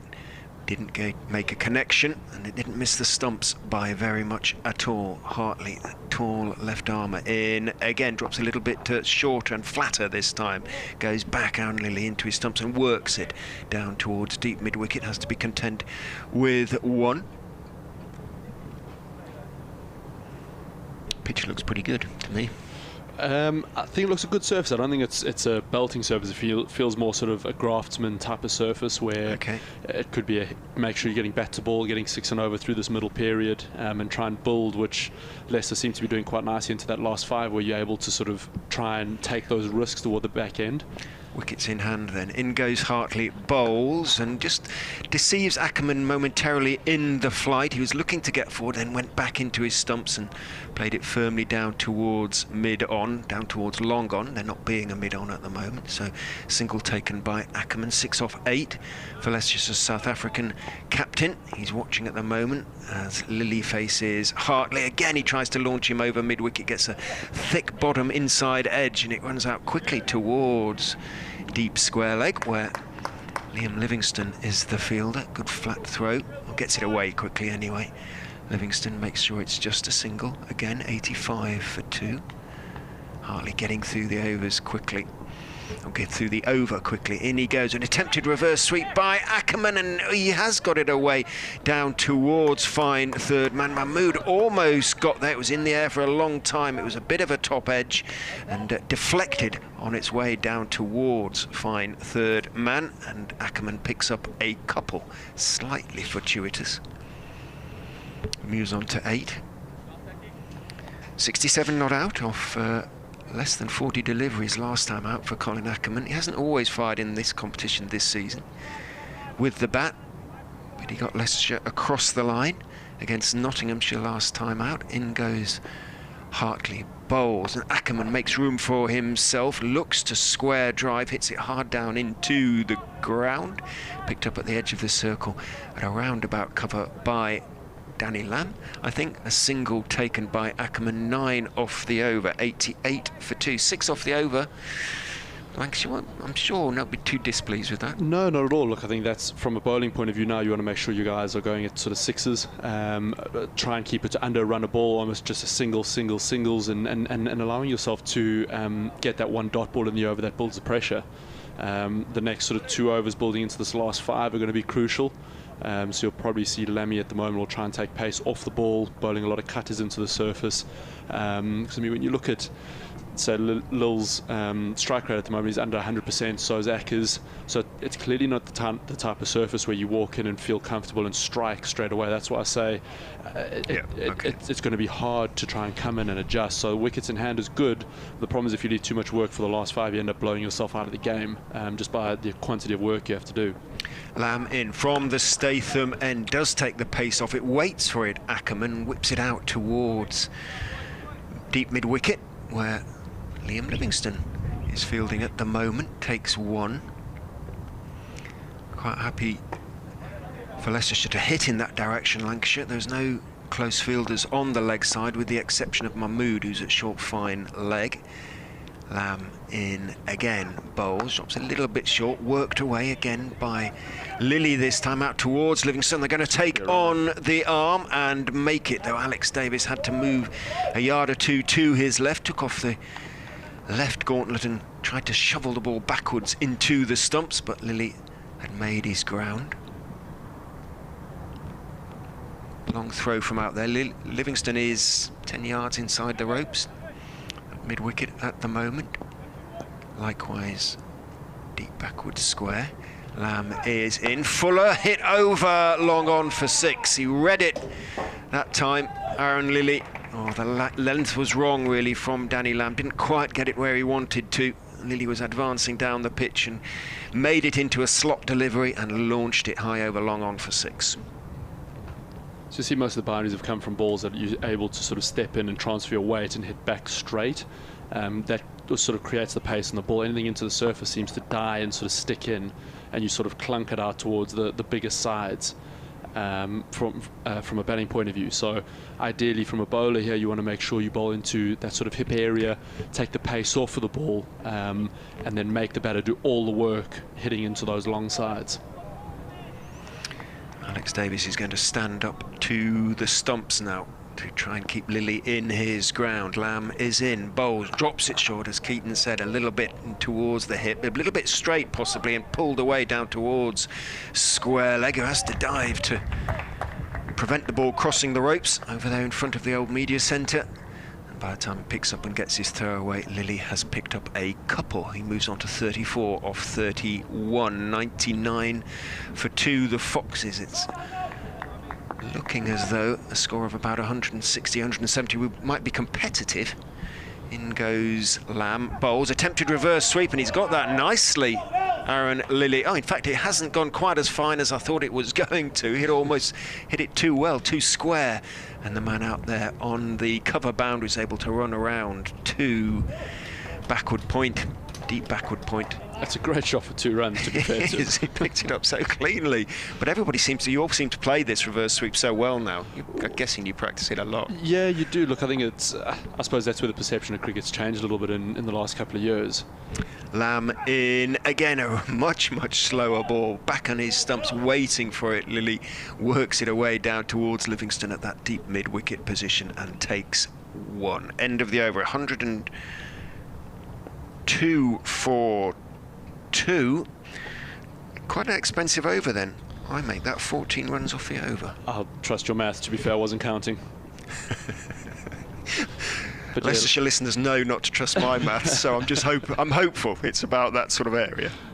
But you're asking about the reverse. Yeah, about the reverse sweep. I think as the games move forward, I suppose you learn to have different options, and from, I suppose, a batting point of view, you're going to get out a lot playing a forward defence, and that doesn't necessarily bring you a lot of runs. And I think in a 4-day game, in every game, you need to look at your averages of playing a shot and your percentages of how often you get it. And some guys today, their percentages of getting it fairly high and their averages are good, and they don't get out playing that shot all that often. So it's shots you've got to trust. Livingston in, launched over mid-wicket. Is it going to go the distance? It is going to go the distance. Opened its shoulders, Lilly, and just pumped it away over deep mid-wicket for 6. Fine hit. It is the shorter of the boundaries, as Scott has been saying, but it cleared it reasonably comfortably. You say shorter, it's a long way. Yeah, it is still. Yeah, Scott was saying, it's still quite short, but I was saying, it must be close to 65. Maybe 75 on the other side, maybe just a bit shorter on that side, but still a fair old whack. Definitely. I think the one thing that does have in hitting towards that area is the fact that the wind's pumping across the ground that way, so it does shorten it slightly. Livingston in again to Lilly. It's another leg spinner, just worked off the back foot out towards deep mid-wicket, so it'll be just a single on this occasion. 109 for 2. I was wondering with guys practicing the reverses and sort of effectively switching stances, whether it will ultimately, as Livingston goes in, and Ackerman goes for the swipe out into the offside. Davis takes off the bails, Ackerman having missed it, but his back foot was anchored. Whether it can be used for, it will eventually, you'll be able to play other shots in the same way as, so sort of a left-hander will be able to play right-handed drives and things like that. Well, definitely. Look, I mean, as time goes on, guys will find new ways of being able to score, new ways of being able to adapt to situations, whether that's switching your feet around, your hands around. Guys will become more creative. Livingstone in again, and Ackerman looks to slog sweep round the corner. It's a little bit of a top edge, and it's bouncing down towards wide long leg. Villas is the fielder down there, and it is on that occasion just a couple for Ackerman. He moves on to 12 off 13. Lilly 44 off 35, 2 4s, 2 6s. Nelson 111 for 2 as Livingston goes in. Ackerman goes back, tries to cut a delivery that does just turn a fraction away from him, doesn't get anything on it, taken by the combative Davis behind the stumps. Tells his third man to go a little bit wider. In goes Livingstone again, sees Ackerman coming, spears it in towards his legs, and Ackerman, a little bit of a leading edge, pushes it back down the pitch on the offside. So a good finish to the over from Liam Livingstone, though he did concede that one big 6. 1 for 29 from 4 overs from Livingstone. In the circumstances, he'll be okay with that, I would say. Yeah, I think so. I think when you look at the boundaries that have been hit, they've all been full of balls, the balls that have sort of taken the surface out of play, and been able to sort of strike before the ball's able to deviate or stop. When you look at everything that's been sort of slightly shorter in length, those seem to be the balls that are really sort of tough to make a good connection to. So I think Tommy Hartley now should be looking to drive the ball into the surface, nice and straight to Aaron Lilly, hitting out towards that long side, and almost driving the ball into sort of Midland leg stump. Just to create no width, no room for him to be able to hit, and allow the surface to bite, allow the surface to get as much of the ball as you can. Men out, deep backward square, mid-wicket and backward point, and I'm guessing somebody might be below us at long on, but we can't quite see for the television. Gantry, Hartley, round the wicket is in, and a perfectly conventional defensive push back down the wicket by Aaron Lilly, slightly unexpectedly at the start of the 16th over. Hartley is in again. Lilly advances down the wicket. Hartley sees him coming, drags his length back. Lilly has to work it out towards mid-wicket, where Livingston comes bouncing in and then ends up throwing back to Hartley, seeing that Lilly has settled for a single. 112 for 2 brings Ackerman on strike. Hartley in again. Ackerman goes back and chops it out into the offside, more or less straight to cover, but he is back on the edge of the circle, Danny Lamb, so it is going to be a reasonably comfortable single, and is. Ackerman on to 13. Quite timing it as yet, as Keaton has been explaining about the nature of the pitch. In goes Hartley, bowls in the air, just short of Hartley, pushed back to him by Lilly. Almost got his left hand underneath it, the tall young left arm spinner. Didn't quite manage to do so, but a dot ball almost as good in the circumstances in the 16th over. Very much so. Look, the pressure's building. Tommy Hartley's length has been outstanding in this over, and I think that's key here, that just holding that length. It's slightly shorter, and then that forces Aaron Lilly to try and turn around and do something like that. Yeah, Lilly switched stance, and Hartley, who wasn't quite into his action, saw him doing so and pulled out of the delivery. Hartley in again. Lilly switches stance again. Hartley pulls out again. How many times can they do that before somebody says something? I would keep going. Okay. What, Lilly or the bowler, or both? I would keep going. In goes Hartley to Lilly, who doesn't switch stance that time, looks to work it down to fine leg. Whether he got anything on it? No, he didn't. It came off the pad. So just a leg by on that occasion. 114 for 2. We could have complete stalemate in those circumstances. Hartley in again, tries to follow Ackerman as he steps back down towards the leg side. Works it off the back foot down towards Rob Jones at long on, end of the over. A good one from Tom Hartley, just 4 runs from it. Very, very good. I think when you look at the length he's bowled there, it's absolutely outstanding. He's taken that sort of step hit, the ability of the batter to step into the ball and just sort of kill the surface, completely out of play, and he's made the surface do all the work, and just bowled a really, really good over from a young lad who's probably into his 4th or 5th game, I think, Scott. If that's not, it won't be very many more. But that was a fantastic over, and I think now the key for us at the moment now is to make sure that Parky and all the guys that come on now do exactly the same thing. Take that length away, make sure that guys like Ackers can't sort of just step hit and make sure that that ball doesn't get hit back past you. Make them use all the surface and use out to the long boundaries, deep and square. Long on and long off out for Parkinson. Bowling to Ackerman, also mid-wicket, deep backward square, and wide third man, almost backward point. Parkinson is in. Ackerman makes a little bit of room, tries to crash it through the offside, picks out Lamb on the edge of the circle at extra cover, and although it's not taken cleanly by Lamb as it bounces towards him across this well-used Old Trafford square, there is no run to be taken. Parkinson in again, and a big swing and a miss from Ackerman. And Davis takes off the bails, but Ackerman back foot in the crease. I think again that length there is key. When you look at Parky's length there, it's just back of what you may feel is a good length. It's not allowing the batter to smother the spin and smother that sort of dull surface, and he's making the batter do all the work to try and hit the ball and try and make any sort of pace on it.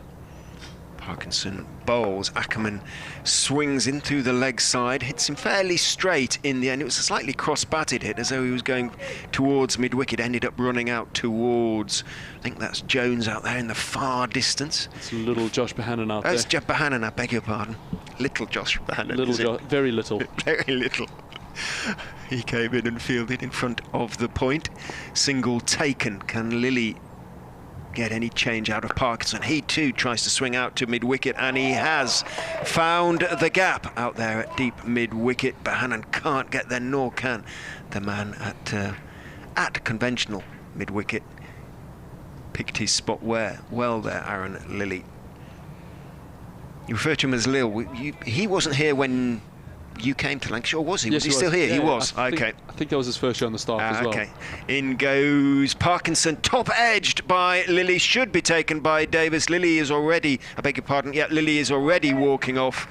And he was walking past Davis as the ball descended into the gloves of the Lancashire wicketkeeper. Parkinson then has his reward, and a fighting knock from Aaron Lilly comes to an end just before he reached his half-century. 49 off 41 balls. This could be a nice big ball here for Parky to potentially get another wicket. You got one ball at a new batter. And it could just be a nice little stranglehold for him, a nice little free dot ball, especially in the last, three and a bit overs. But I think the way that ball landed, when you look at the length compared to the one before, it's that extra foot, extra metre, slightly shorter, not allowing the smothering of the ball. Another Lancastrian comes to the crease, Harry Dearden from Bury. He's just struggled a little bit in this competition this season, Harry. 31, 9, 6, 7, 30, 36 not out, although that was in the defeat at home by Derbyshire, and naught against Nottinghamshire. Well, you can get low scores, obviously, in this competition. Depends when you come in, but it's his strike rate that's concerned him as much as anybody. He's down at under 189 at the moment. He's almost too correct a player. The scoops and the attempts to innovate haven't quite come off for Harry so far in this competition. And, well, he's only got 3.1 overs to play with, so he's going to have to get it right from ball one. If Leicestershire are going to post that, I mentioned 160, it's looking near 150 at the moment. I think 150 sort of keeps you in the game, though, because I think when you do get behind the game from a batting point of view, chasing, it can be really tough because you feel like that score is just miles away. So 150, you're massively in the game. I think an average score is 167 here at Emirates Old Trafford. So this is obviously a used surface, you can bring that down slightly. So 150, you're massively in and around a score where you can compete. Parkinson is in to Dearden, who is just clipping it into the leg side. Villas is quickly onto the ball, but he has ground to make up to get to it, so the single is there to be taken. End of Parkinson's over. 121 for 3 again, just despite the 4, only 6 from it and a wicket. Definitely. I think, as we were saying, that spin coming into the sort of play now, with the ball being slightly softer, slightly older, it can be really, really tough to hit. You feel like the boundaries are miles away. Even after facing, I mean, the scoreboard's gone off here, but I don't know how many balls Colin Ackerman's faced, but he's still there or thereabouts at around, I think, what's he at, 75% strike rate. He's faced 20 balls, so this could be tough for Harry Dearden to come in now. I mean, you're talking about his strike rate. When you sort of put the shoe on the other foot, from his point of view, it's got to be really tough now. You know that's sitting in the back of your head as a player.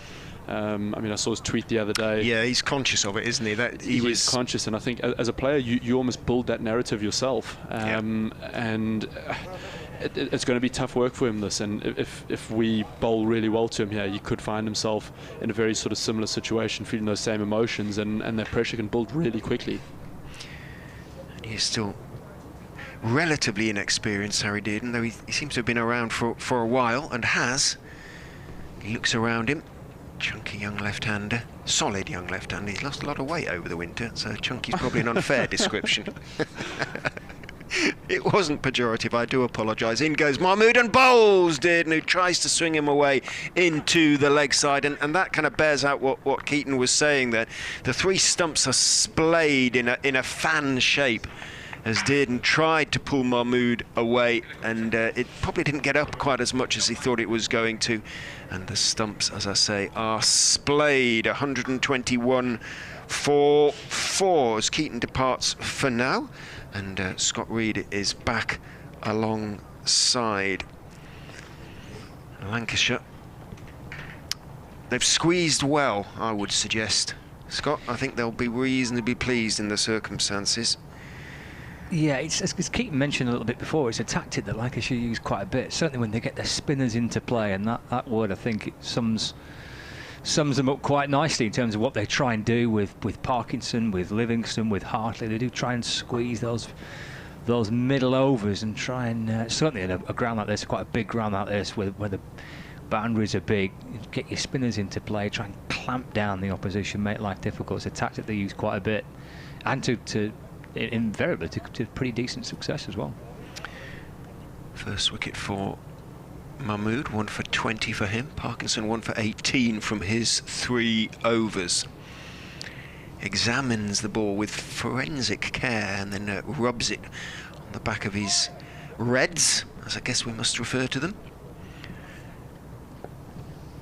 Harry Swindles has come in, and Alex Davis is required to come running in as well. Not because he's going to stand up to Mahmood, that would be brave, but just to adjust the stumps, get them nice and straight. They really were splayed, as I say. Swindles on strike then as Mahmood goes in and bowls to him just outside off stump. Might just have been a little bit of shape to that one, and a little slightly nervous prod at the delivery from Harry Swindles. Doesn't get anything on it, goes through to Davies behind the stumps, and then Mahmood kicks furiously at the crease to get rid of some of the dust that his front foot might just have been slipping on. 21 for 4. Cranes all over Manchester city centre and near Old Trafford as well. 1 or 2 new buildings. Look to it, well, 1 or 2 buildings seem to have certainly grown since we were here last.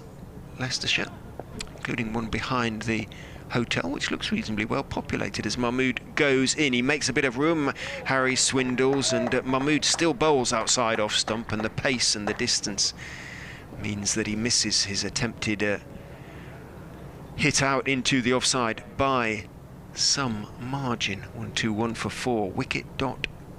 in the over so far. And remember, this is the 18th over.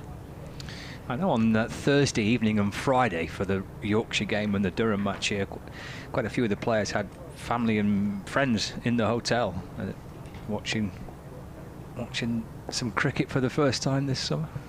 Mahmood in again, short, pulled away from the body by Swindles. Should be a couple, because, and there will certainly be now, because Livingston doesn't pick up the ball cleanly down there at deep mid-wicket, knocks it on its way for a few feet, and so a couple for Harry Swindles. He'll feel better with that. He made a decent connection. I don't know, actually Leicestershire may have stayed there last night. I assume they didn't come up this morning, unlike some of us. Sunday morning driving's okay, yeah, though, isn't it? You too bad, is it? Yeah. Set off early enough.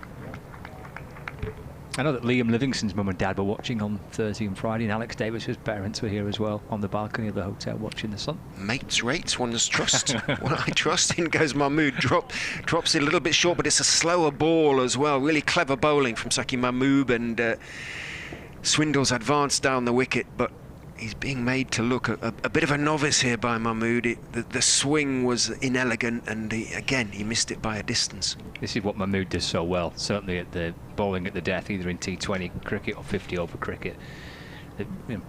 Really high class skills from the bowler here. 1 for 22 from 2.5, so just 2 runs off the over thus far, as well as the wicket of Harry Dearden. Mahmood into Swindles, looking for the Yorker, dug out by Swindles on the back foot, but jammed only as far as mid-on, and only just reached Rob Jones there. So an outstanding over, as Scott has been saying, from Mahmood. Just 3 runs from it and the wicket, and well, 150 is beginning to look a way off at the moment. Just 2 overs to go for the Foxes. 1-2-4 for 4 the score.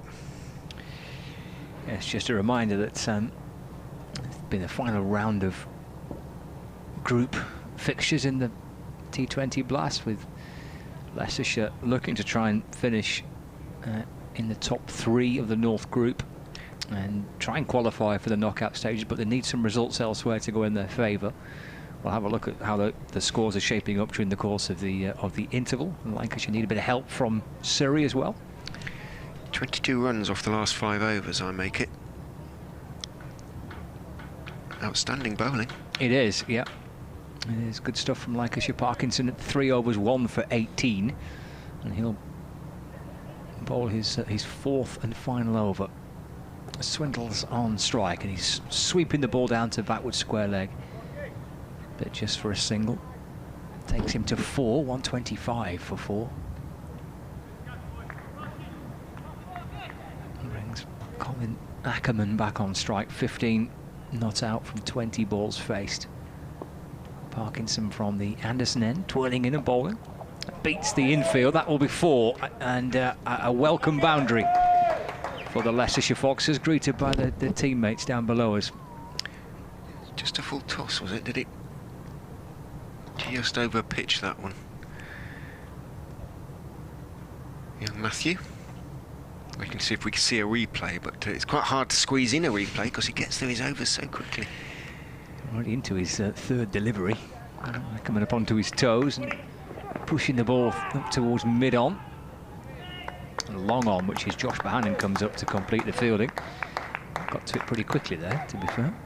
130 for 4. Little Josh, as I seem to have to refer to him, as Keaton Jennings, whose hair adds 3 inches to him at the moment, but he is tall anyway. I hope you passed on your compliments to his for his curly locks. I didn't get quite round to it. I'll do it in the second innings. Parkinson into to Swindles, who skips down the pitch and sends the ball over extra cover. Dane Villas will chase after it, but he'll be going to play ball boy there. And this is a wee bit of acceleration in this over for the Foxes, and much welcome too for Leicestershire. You may be too young for this, but do you remember a programme called the Hare Bear Bunch? No, you're too young. I don't know. It was big in the 70s. Okay. Is there a character on there that has a similar? Absolutely, okay. Absolutely identical hair to Keaton Jennings at the moment. A cartoon series it was. 134 for 4. 10 runs off this over so far. So this is a good one for Leicestershire. Coming towards the end of their allotted 20 overs. 134 for 4. Swindles on 8. Parkinson bowls to him. He comes down the pitch just to whip it through the onside. And the ball just squeezes back down towards the bowler. Parkinson fields off his own bowling. No run, dot ball. How many balls to go? Well, Parkinson isn't going to bowl to Parkinson, sadly. I think Callum will be in next. Here's Matt into Swindles. That's swept high through the onside. Oh, and the catch was spilt by Stephen Croft. Come back for 2. Kind of slog sweep out towards the deep mid-wicket boundary. And Stephen Croft coming to his right-hand side, getting there in good time, and he would have backed himself more often than not, Croft, to have held on to that. He didn't, and Leicestershire have 2 to complete that over. 1 over left, 136 for 4. Colin Ackerman on 20, and Harry Swindles on 10. Yeah, it's almost the loss of, or the concession of an unnecessary 2 runs that's as annoying as dropping the catch, although wickets obviously with a new batter coming to the crease almost as key in terms of slowing the run rate down. So 1 for 30, as Scott said, for Parkinson. Mahmood 1 for 23 from 3. Will finish off from the Statham end and the innings as well. 136. Can they somehow get up to around about 150, which Keaton reckons will be competitive, or in the game anyway? Mahmood in and bowls, drops short, very slow bouncer, and Ackerman waiting for it, tries to hook it away, misses it. There is a signal of no ball on height from umpire Middlebrook. Ergo, it should be a free hit, shouldn't it? Don't think so. No ball on height? No, just bowl it again. Okay. I've been sent a picture of this as well. Is that? That's the one. There you go. The Hare Bear Bunch, is it? Well, is that not Keaton Jennings? Is that not Jennings? Yeah, I've got that. I'm with you. I'm with you on that one. In goes Mahmood and bowls. Ooh. And that could be a no ball on height as well, because it didn't pitch. And it was above waist height, and it was smacked away by Ackerman over extra cover. And Mahmood had just lost his length at the moment. And that one will be a free hit. Well, umpire Middlebrook is... So we haven't actually had free hit, and we haven't had any deliveries in the over so far, have we? We've had 2. We have not. No, no you're quite balls. right. Yeah, we've had 2 no balls. Yeah. And how many runs have come from it already? 8. 8 off nothing so far for the Foxes. Mahmood is in. Ackerman can't cut it away. Good, quick delivery just outside off stump from Mahmood. Didn't get up very much, actually, and Ackerman tried to sort of chop it away through the offside, slightly windmilled the shot.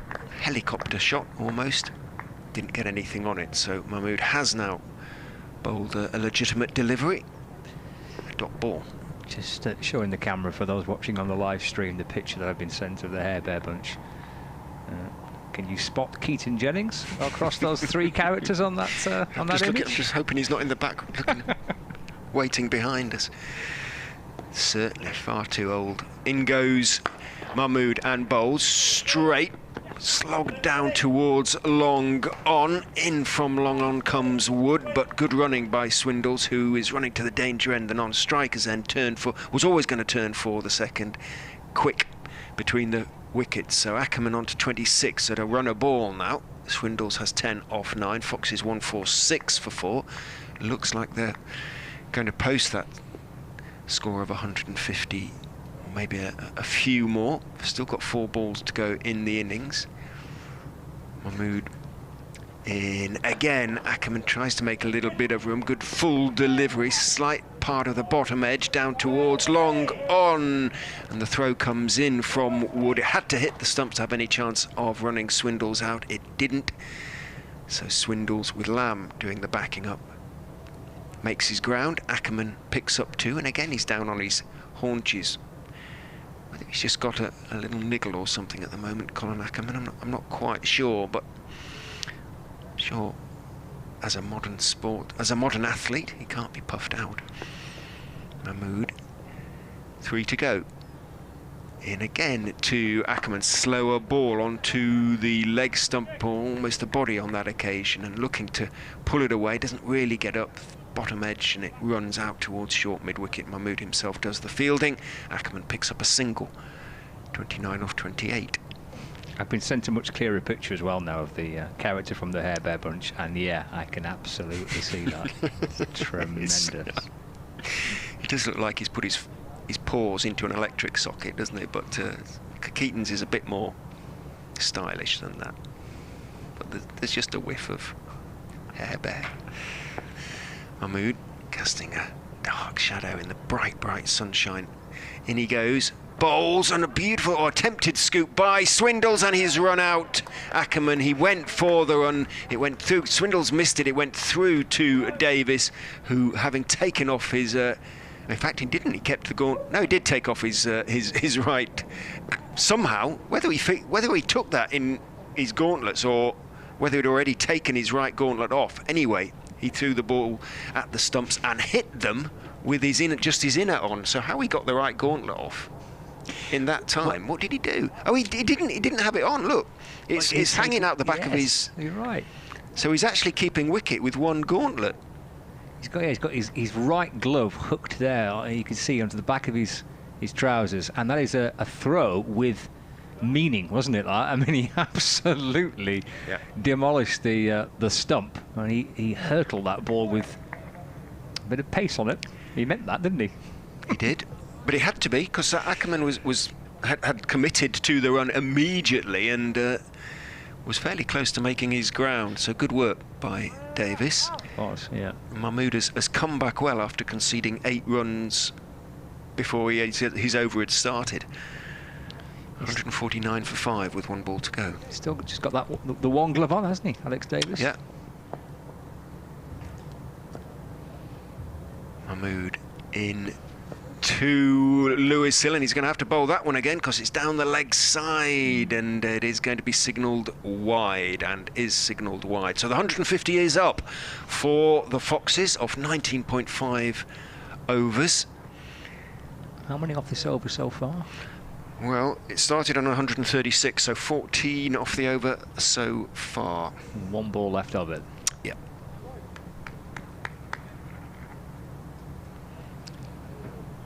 As I said, that's kind of where I raised the question beforehand about Mahmood. He can be brilliant he can bowl an over that concedes next to nothing, but suddenly he'll bowl an over when it seems to go to all parts or there's a few no balls. That's a straight ball hit in the air over mid-on by Lewis Hill, 4-4. Good hit by Hill, so that will raise Fox's spirits at the end of the innings. 154 for 5 they finish on, with Harry Swindle's 10 not out, Lewis Hill 4 not out. Lancashire will need 155 to win and probably or possibly secure a home quarter-final.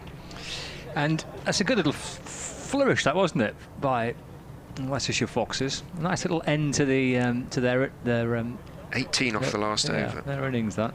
Nice little finish for them. And it gives them something to work with, doesn't it, going into the defence of that innings? If you end well with on the front foot, then more often than not you can go on and play nicely when you come out to either bat or ball. 154 for 5 here at Emirates Old Trafford. If we swap around, then you can get at your computer and go through some of the scores elsewhere, because it's too modern and effective a computer for me to operate, essentially. Oh, I can get across as well.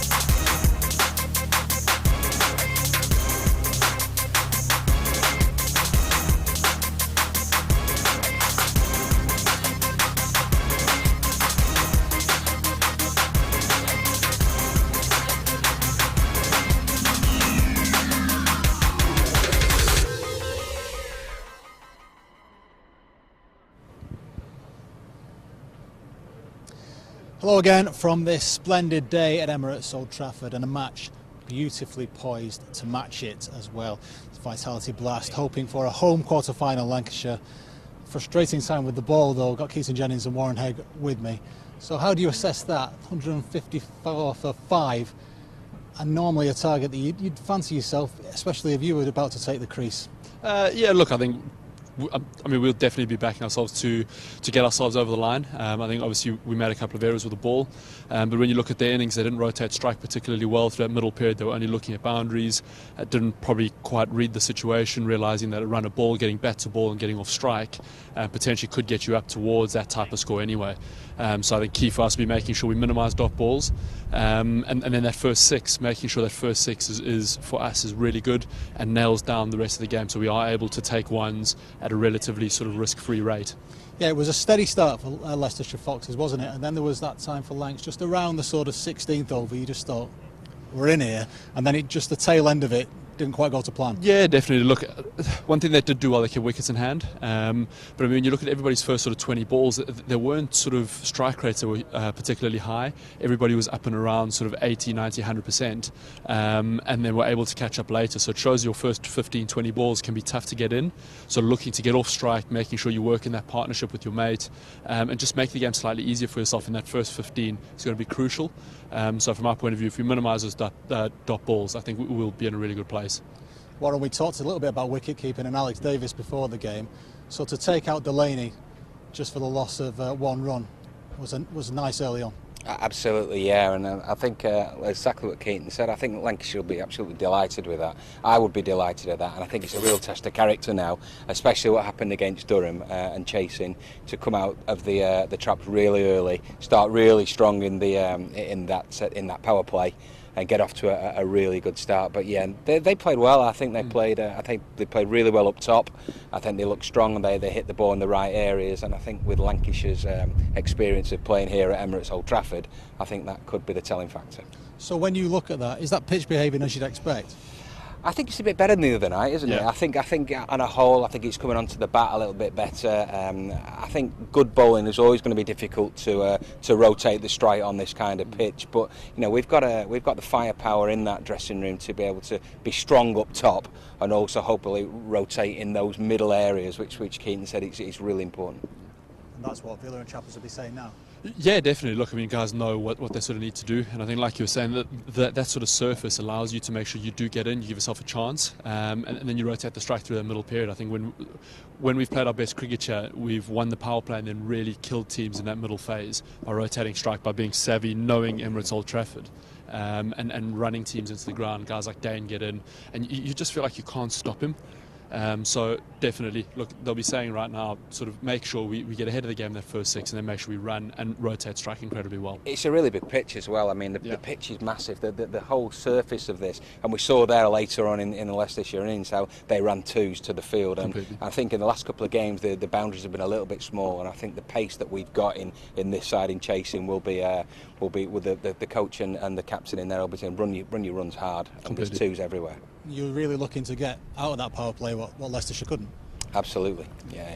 We've got Alex Davis up the top there and Livy. I'm really looking forward to that first 6 overs and getting as many on the board as we possibly can. Let's have a look then at how that went. We out.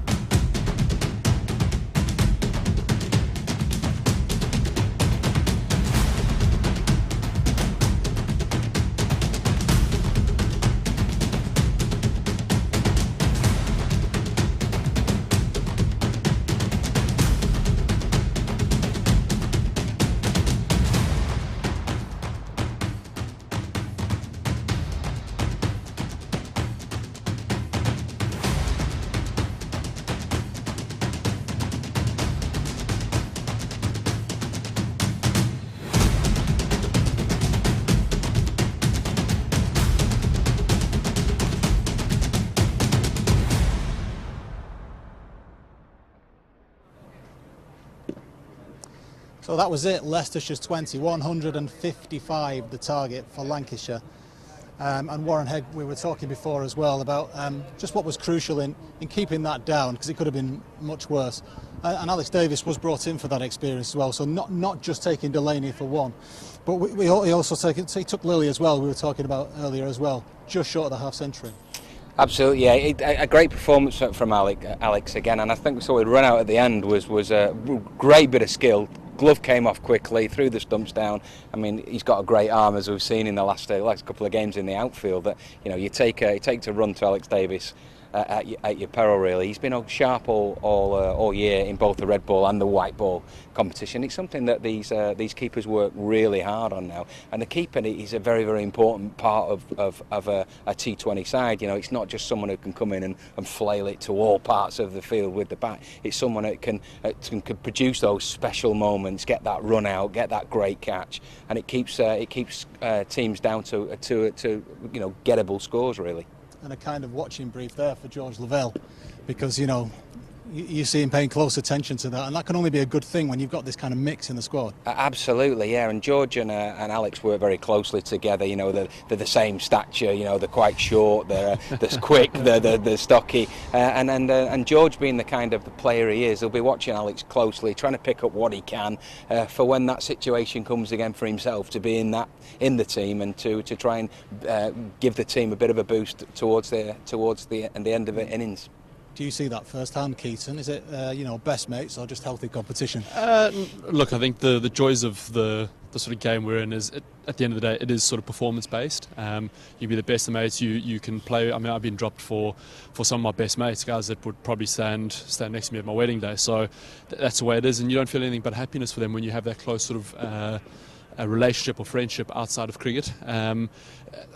Everybody tries as hard as you can. I mean, Heggie will tell you, we train as hard as you can, you try and perform at the best level as you can, but sometimes things from a performance point of view just don't work out.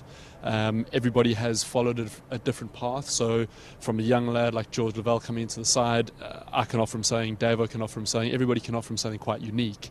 And I think that's the key for the guys that are in the squad and feel fairly settled, to be able to pass that down and make sure he feels settled, because if he settles down an extra 10 or 15 games quicker, that allows him to sort of, I suppose, foundation his career and move on fairly quickly. There's less pressure. Completely, there's less pressure, there's less anxiety around knowing if you're doing the right thing, if you're not. I think the best change rooms I've played in with guys like Paul Collingwood, Dale Benkenstein, Michael Di Veneto, Callum Thorpe, Gareth Breeze, I mean, you can name a plethora of sort of older generation players that took the time to sit with you over a Guinness or over a glass of water, whatever it was, to teach you and really sort of make sure you knew you were on the right track or knew you weren't on the right track. I mean, you had some really tough sort of conversation. I'm sure Heggie smiles because he knows that you get your nose sort of knocked out of shape. But those are the conversations that you really remember and that actually led on your career you really cherish. You played here briefly as well with Aaron Lilly, and we saw that knock of just short of a half century. How will he be feeling now? Well, look, I mean, you don't feel great at all until you've won the game. I think at the end of the day, we play because you want to win.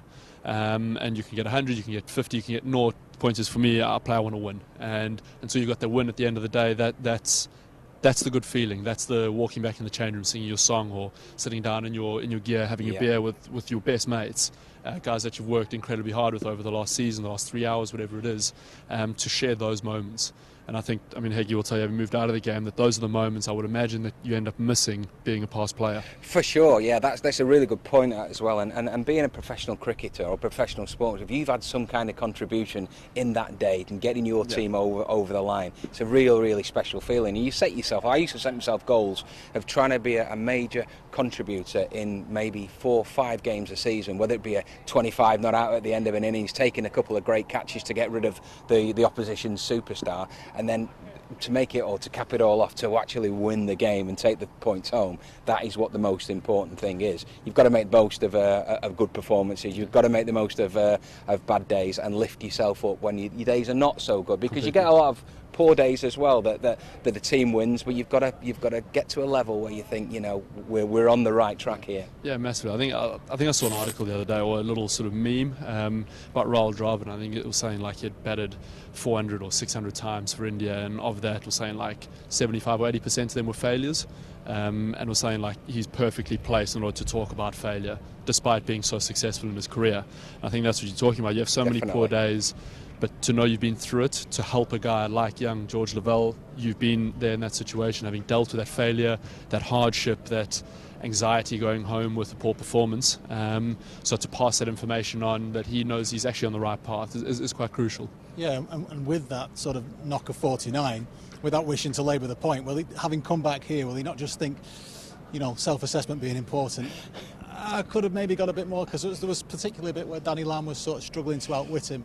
Yeah, I think, I mean, 49, it's a good score. It's not as good as 79, it's not as good as 89, so you can always do better. But there'll be a little part of him feeling, he'd have been nervous walking out there in front of his old teammates, his old lads that he's grown up with, and to score that runs and to play the strong shots he played, Andrew, as well. You know, he played some really strong shots, and we know that Aaron Lilly can do that. He's great on the leg side. Yeah. He hits it in places that he wouldn't really think players can do that, but he did a good job today for them, and I think he'd have been a little bit disappointed he wasn't there more towards the back end of the innings to really capitalise and get the Leicestershire team over to 170, 175 maybe. Definitely. I think when you look at the over you potentially got out at, Matt Parkinson's third over, I think you could maybe try and knock that ball for one, try and get off strike and attack the other side, knowing that you've got to bring back, say, Saqib Mahmood, might be a little bit more pace on the ball, or Woody or somebody else, but to take on Matt Parkinson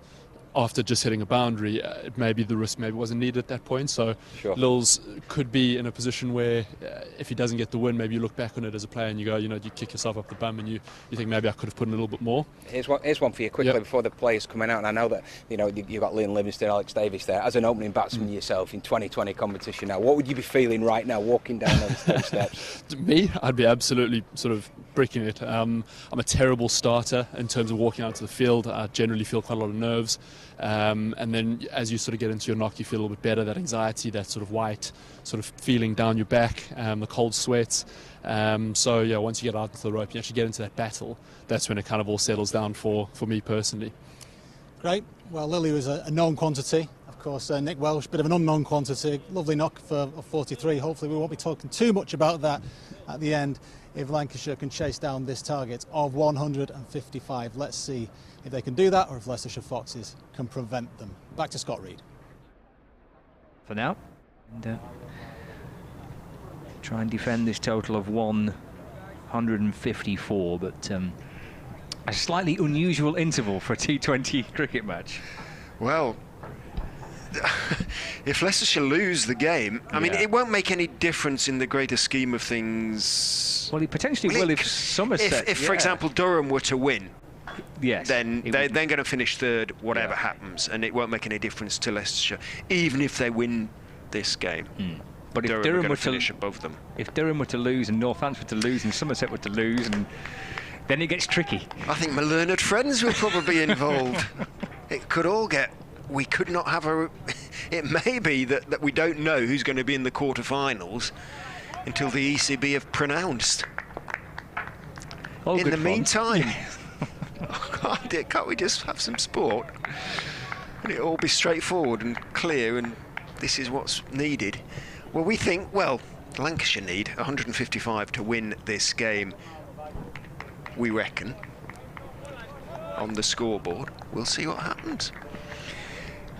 Callum Parkinson is going to bowl the first over from a James Anderson end, and he's going to be bowling to Alex Davies. In he goes. Davies goes back and just deflects it behind square on the leg side. Harry Dearden quickly to the ball. Dot ball to start with.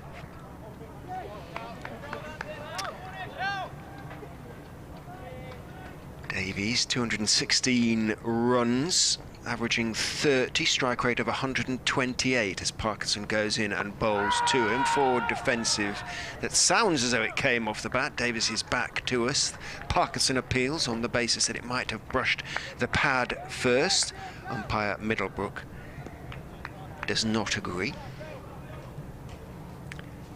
Parkinson in again. Back goes Davies, tries to force it out into the offside, can't get it past Delaney there on the edge of the circle at extra cover.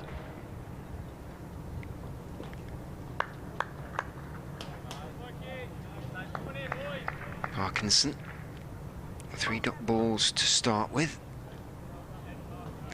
9 wickets so far in the competition for him. In to Davies, who swings across the line slightly, drives it out through the vacant mid-on area, out towards Lilly, who's down there at long gone, so single taken. Davies is off the mark.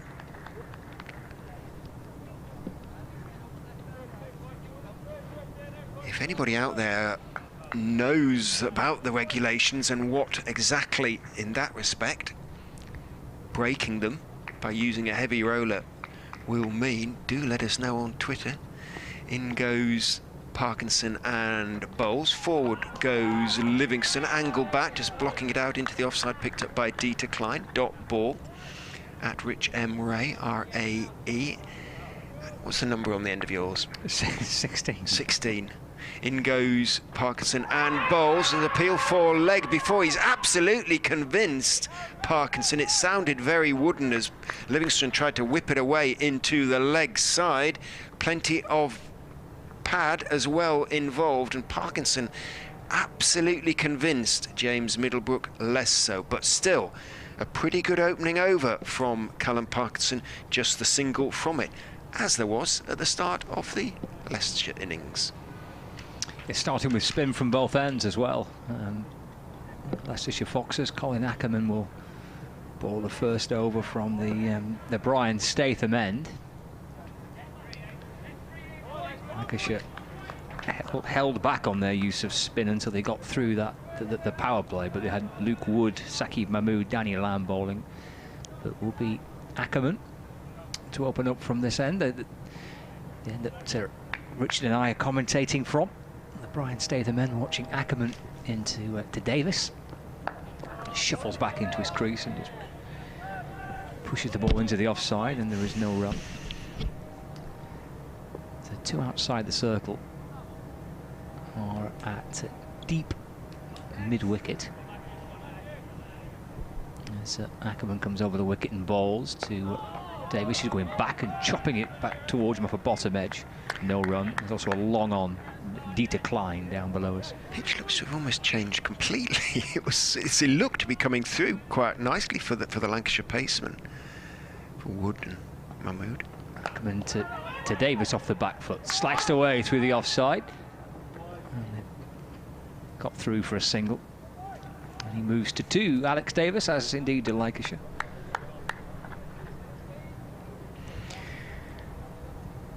In pursuit of this target of 155 to win. So Liam Livingston takes guard from umpire Middlebrook for the first time. A little tap of the bat. We're halfway into the second over. Ackerman into Livingston. That turned a wee bit, and Livingston gets in behind and pushes it back towards Colin Ackerman, who's bowling in his white sunglasses. And again to Livingston, who's stepped down the pitch and just working the ball into the onside, but for no run. One ball left of the second over. Just the one run off it so far. So can Colin Ackerman get out of the over as he started it with a dot ball back into Livingston, nudging the ball just in front of square on the onside. But, he's getting through for a single, and he's keeping the strike as well. That's the end of the over. 2 overs gone, 3 without loss. Davis has 2, Livingston on 1. I should say, because I've only just twigged, that Harry Swindles is keeping wicket. Lewis Hill is fielding. It's tended to be the other way around when Swindles and Hill have both played, both wicket keepers. Swindles has been the keeper throughout the Bob Willis Trophy, the red ball competition, partly because Lewis Hill had a broken bone in his hand. He wasn't available for the red ball competition. He is the senior keeper. However, Swindles kept very, very well. Now, whether Lewis has a problem, or whether they've decided that Swindles is a better option behind the stumps, we will try and find out afterwards. But a very good start with the ball by the Foxes at this stage. 14 without loss Leicestershire, Lancashire 3 without loss after 2. Very early though, as running repairs are affected to Alex Davies, hence the fact that he's, well, he kept wicket with 1 gauntlet. I don't know. All sorts going on out there at the moment, and I suspect on telephone lines as well. I wouldn't be surprised. Parkinson, who was convinced of a couple of leg before shouts in his first over, comes in and bowls to Livingston. A couple of steps down the wicket, hits it straight as an arrow back down his head, behind him for 6 over his head and into the black covering, the material covering the white seats in front of the splendid renovated Old Trafford pavilion. So Livingston used his feet well on that occasion and connected beautifully, hit very straight. As Keaton Jennings was saying, that's the hitting area against the slower bowlers. He has long gone back, Callum Parkinson, and mid-wicket, in he goes, bowls again to Livingston, who's trying to work a delivery out into the leg side, might just have straightened a fraction, and the appeal went up, but even Parkinson, I suspect on that occasion, was unconvinced, didn't straighten enough, was going to go on and miss leg stump. Parkinson in again to Livingston, who's down the track, hitting it straight back over his head for another 6. Not quite as far, it landed just in front of the advertising hoarding, in front of that black material covering the white seats, but Parkinson goes for 2 sixes in 3 balls. Lancashire very much up and running, on to 15 without loss after 2.3 overs. Parkinson in again. Livingston goes back, tries to work it out to square leg, did, and picks up throws, had the throw hit. I suspect Livingston would have been run out. He was called through by Alex Davies, did, and picked up at square leg, hurled the ball at the stumps, it just missed them. Ackerman backed up, but Livingston made his ground. 14 he's on now, off 9, brings Davies down to face. 2 off 7 for Alex Davies, as Parkinson is in and bowls to him, fullish, and just clipped calmly out through straight mid-on, down towards long gone, and the single is taken. Great. Keaton Jennings will know exactly what the regulations are about the use of the heavy roller. Judging by his smile, he may not have it all off pat. In goes Callum Parkinson, and bowls driven out into the offside off a thick outside edge by Liam Livingston. Delaney is the fielder. Dot ball. End of the 3rd over. 17 without loss. Lancashire chasing 155 to win. Leicestershire 2 were on 17 after 3 overs, but they had lost their first wicket. That of Gareth Delaney. Yeah, got over that for Lancashire, wasn't it? And Livingston kind of stand and deliver stuff, wasn't it? Needed that too after a good couple of overs, one from Callum Parkinson, one from Colin Ackerman. Decent start for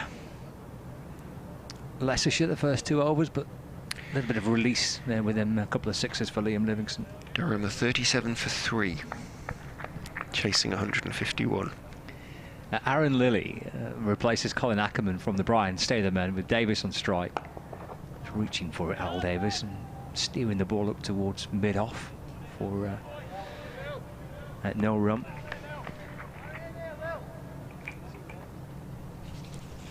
$17 without loss. Davis on 3. It's a deep mid-wicket and long on. Davis drills nicely through extra cover. It beat the dive of the infield, and Alex Davis gets 4, and that raced away through extra cover. 21 without loss. Surrey are 36 for 1, needing 160 against Kent. 36 for 1 off 5.4, so they look in reasonable shape to pull off the result that, if Lancashire win this game, they want to happen down at the Oval. They want Surrey to beat Kent. They do. Yeah, that needs to happen. Obviously, Lancashire have to win here. And he bowls right arm around the wicket to Davis. Slapped away again through extra cover, but a good stop inside the circle. They'll get through for a single. Actually, the throw comes in, hits the stumps, the ball deflects towards the other end of the square, and they get through for a little bonus run there to Lancashire. Now Davies is raising his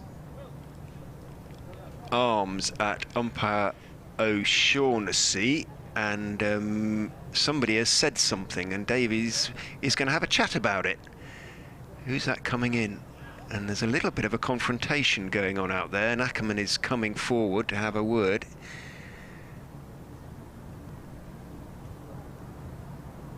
Can't quite see which Leicestershire player that is.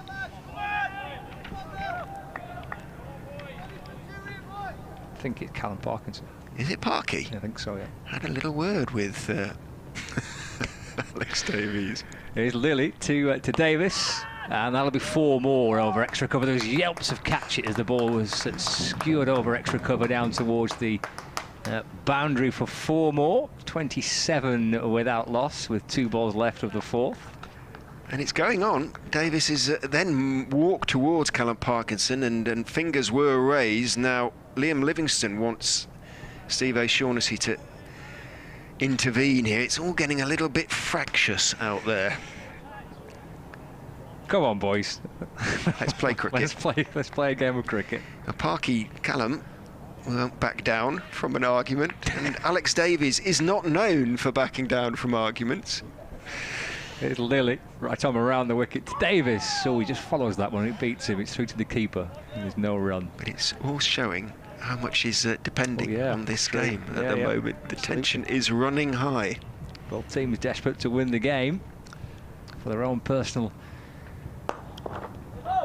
ambitions. Little skip towards the bowler from Davis, and he drills the ball along the ground to Dieter Klein, who comes up from long on. He's staying well out of it after the game. After what happened at New Road, Dieter Klein's not involved. He's staying way out on the boundary rope. End of the over, 4 gone at 28 without loss. Davis has 14, and Liam Livingstone also unbeaten on 14.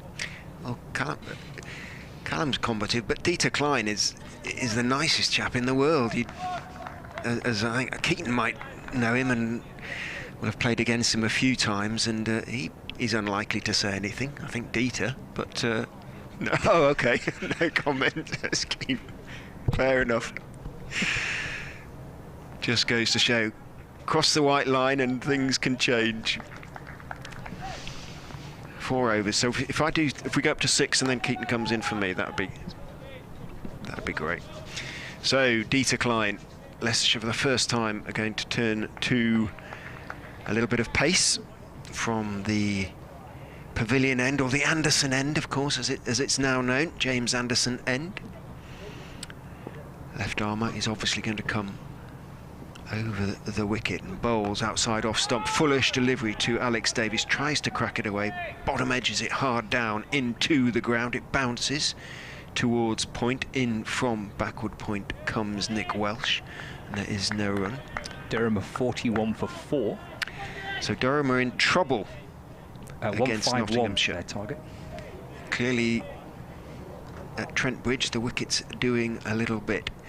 In goes Klein and bowls, again very full, straighter this time, and Davis just has to adjust, plays it firmly out to mid-off. Was initially thinking about the drive, ends up with a firm defensive push out to Ackerman on the edge of the circle at mid-off. 2 dot balls, good to start with from Klein.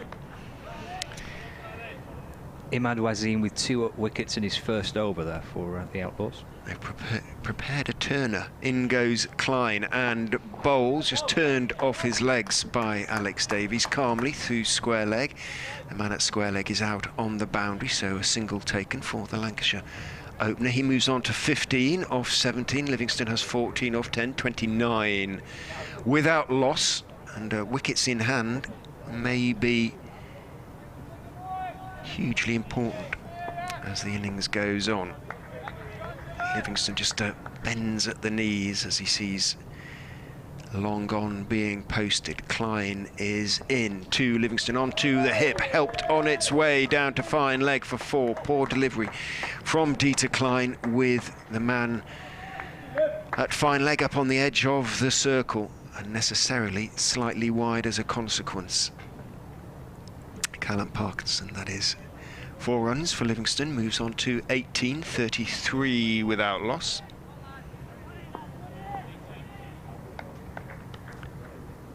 Delaney applauds at extra cover in encouragement as in goes Klein. Bowls very full, driven back past Davis and Klein. Getting across from mid-off on the edge of the circle is Ackerman. And there is just 1 as a consequence. Had to hurry, Leicestershire's captain, got there though. Just a single to Livingstone as a consequence. 19 off 12, 34 without loss. Chasing 155, remember? I was going to say Lightning then, but that's no longer the case, just Lancashire. In goes Klein and bowls. Davis just deflects the delivery from just outside off stump down to third man. Gavin Griffiths down there, another Lancastrian, picks up and fields, gets his throw away to Swindle, single taken by Davis. End of the over, 35 without loss after 5. Still very much the Lightning. Oh, is it? Oh, beg your pardon. No, I wasn't just... Oh, maybe it's just Durham, another Keaton's former club. They've been the Jets and all sorts of things, haven't they? But they're now just Durham again, I think. There's a few that are giving up on it, but once you start changing your nickname or your moniker or whatever, then the merchandising changes involved must be expensive. Just stay with what we know, and everybody will understand, I suspect.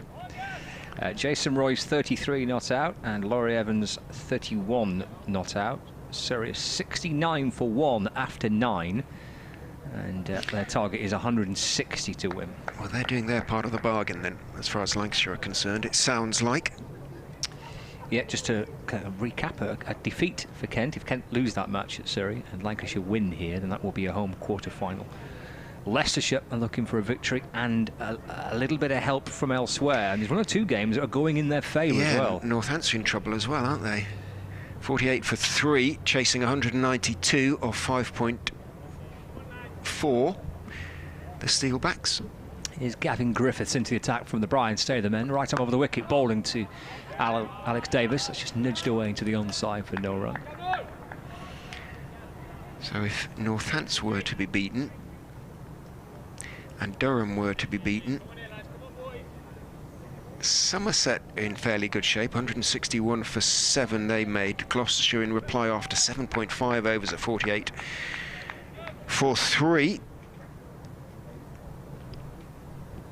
That would put Somerset on 11 points, and they have the best net run rate of all the teams competing for a quarter-final slot.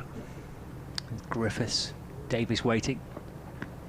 Just trying to shape to trade into the onside, and Griffiths picks up and throws towards the stumps as the bowler's end as Davis gets through for, in the end, an extra run towards Lancashire. It's a leg bye that's been signalled, so Davis remains on 17, but Lancashire tick along by a further run, 36 without loss. The ball just landed maybe half a yard away from his leg stump there, and Livingston said there's a run there, and Davis reacted and got through for a leg bye.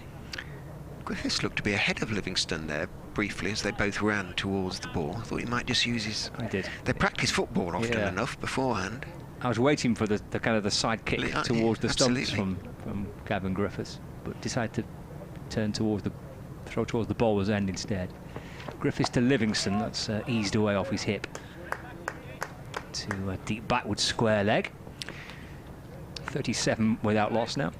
Halfway into the 6th. Bowled really well in the last couple of matches, Gavin Griffiths. 4 for 35 against Derbyshire at Grace Road, and then 1 for 22 off 4 against Nottinghamshire a couple of days ago, into a fairly fierce wind.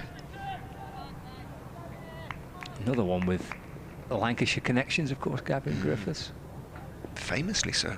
Indeed, yes. Right on over the wicket to Davis. Swing to the keeper, there's no run.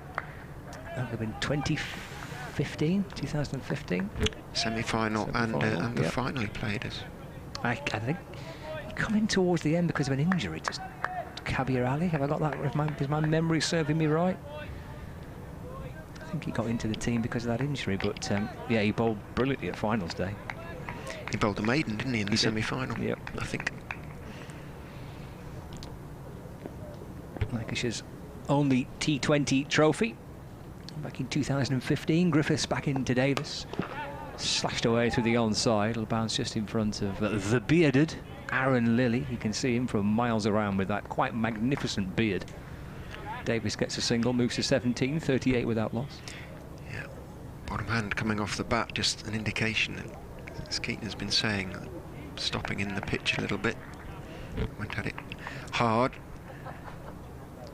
It's a very steady, cautious, careful power play, this, isn't it, by Lancashire, which perhaps reflects the nature of the pitch and the crucial need to keep wickets in hand later on in their innings. 38 with 1 ball left of the power play, but crucially no wickets lost.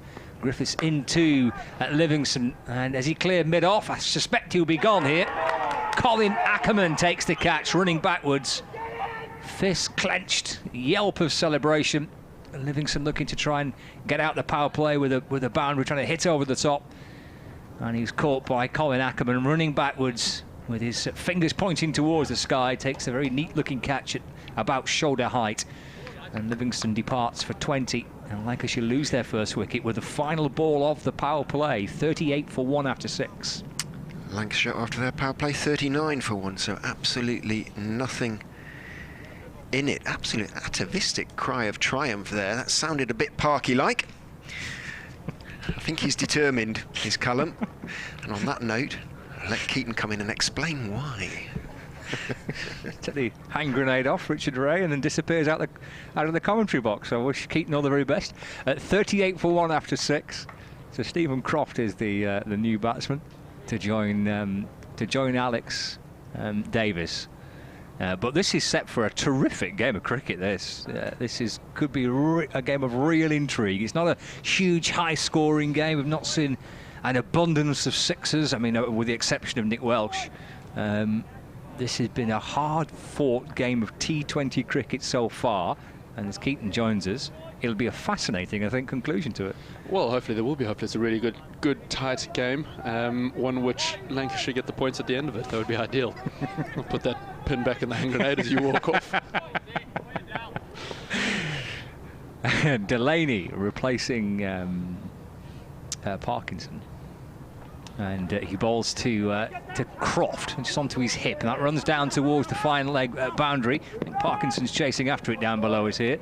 It's gone for runs. It'll flick off the hip by Stephen Croft, and that gets him up and running as well. 42 for 1. That's always lovely when you first walk in, you get that first ball away, and it goes for 4 especially. You just kind of feel like that pressure's off you for your first 10 balls. But I think the key now for us between this sort of over and, say, the 13th or 14th, to make sure we minimise dot balls.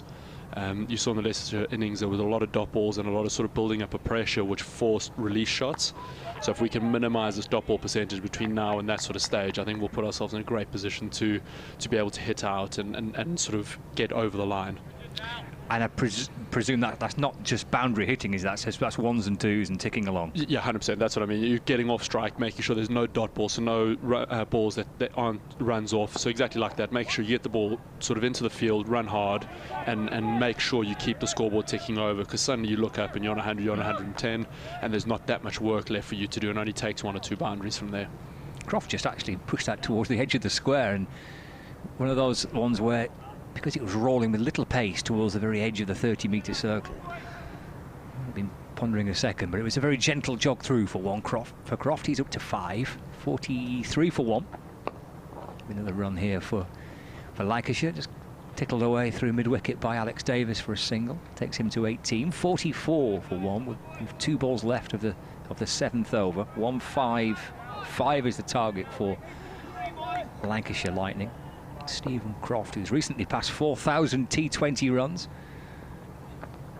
And he's adding to his collection of runs now as he swats this away through square leg towards Harry Dearden for a single. He's up to 6, 45 for 1. Final ball of Delaney's first over. It's gone for 7 so far. It's bowling from the Jimmy Anderson end. Shadow cast as the sun burns brightly here in Manchester today. Davis off the back foot, easing it through extra cover for a single, and he keeps the strike. Well, I guess Keaton Jennings, that from Lancashire's point of view is absolutely ideal. A boundary off the first ball and then 4 singles off the remaining 5 deliveries to move the score into 46 for 1. Do that until the end of the game, I'd be more than happy. But yeah, look, I think the key in that over is making sure that you minimise your dot balls. So you've got the boundary early, you turn the over from potentially going for 5 or 6 into an over like 8, 9, 10 because you got the boundary early. So like I say, to the spin at this point in time, making sure you're ticking over at least sort of 6s.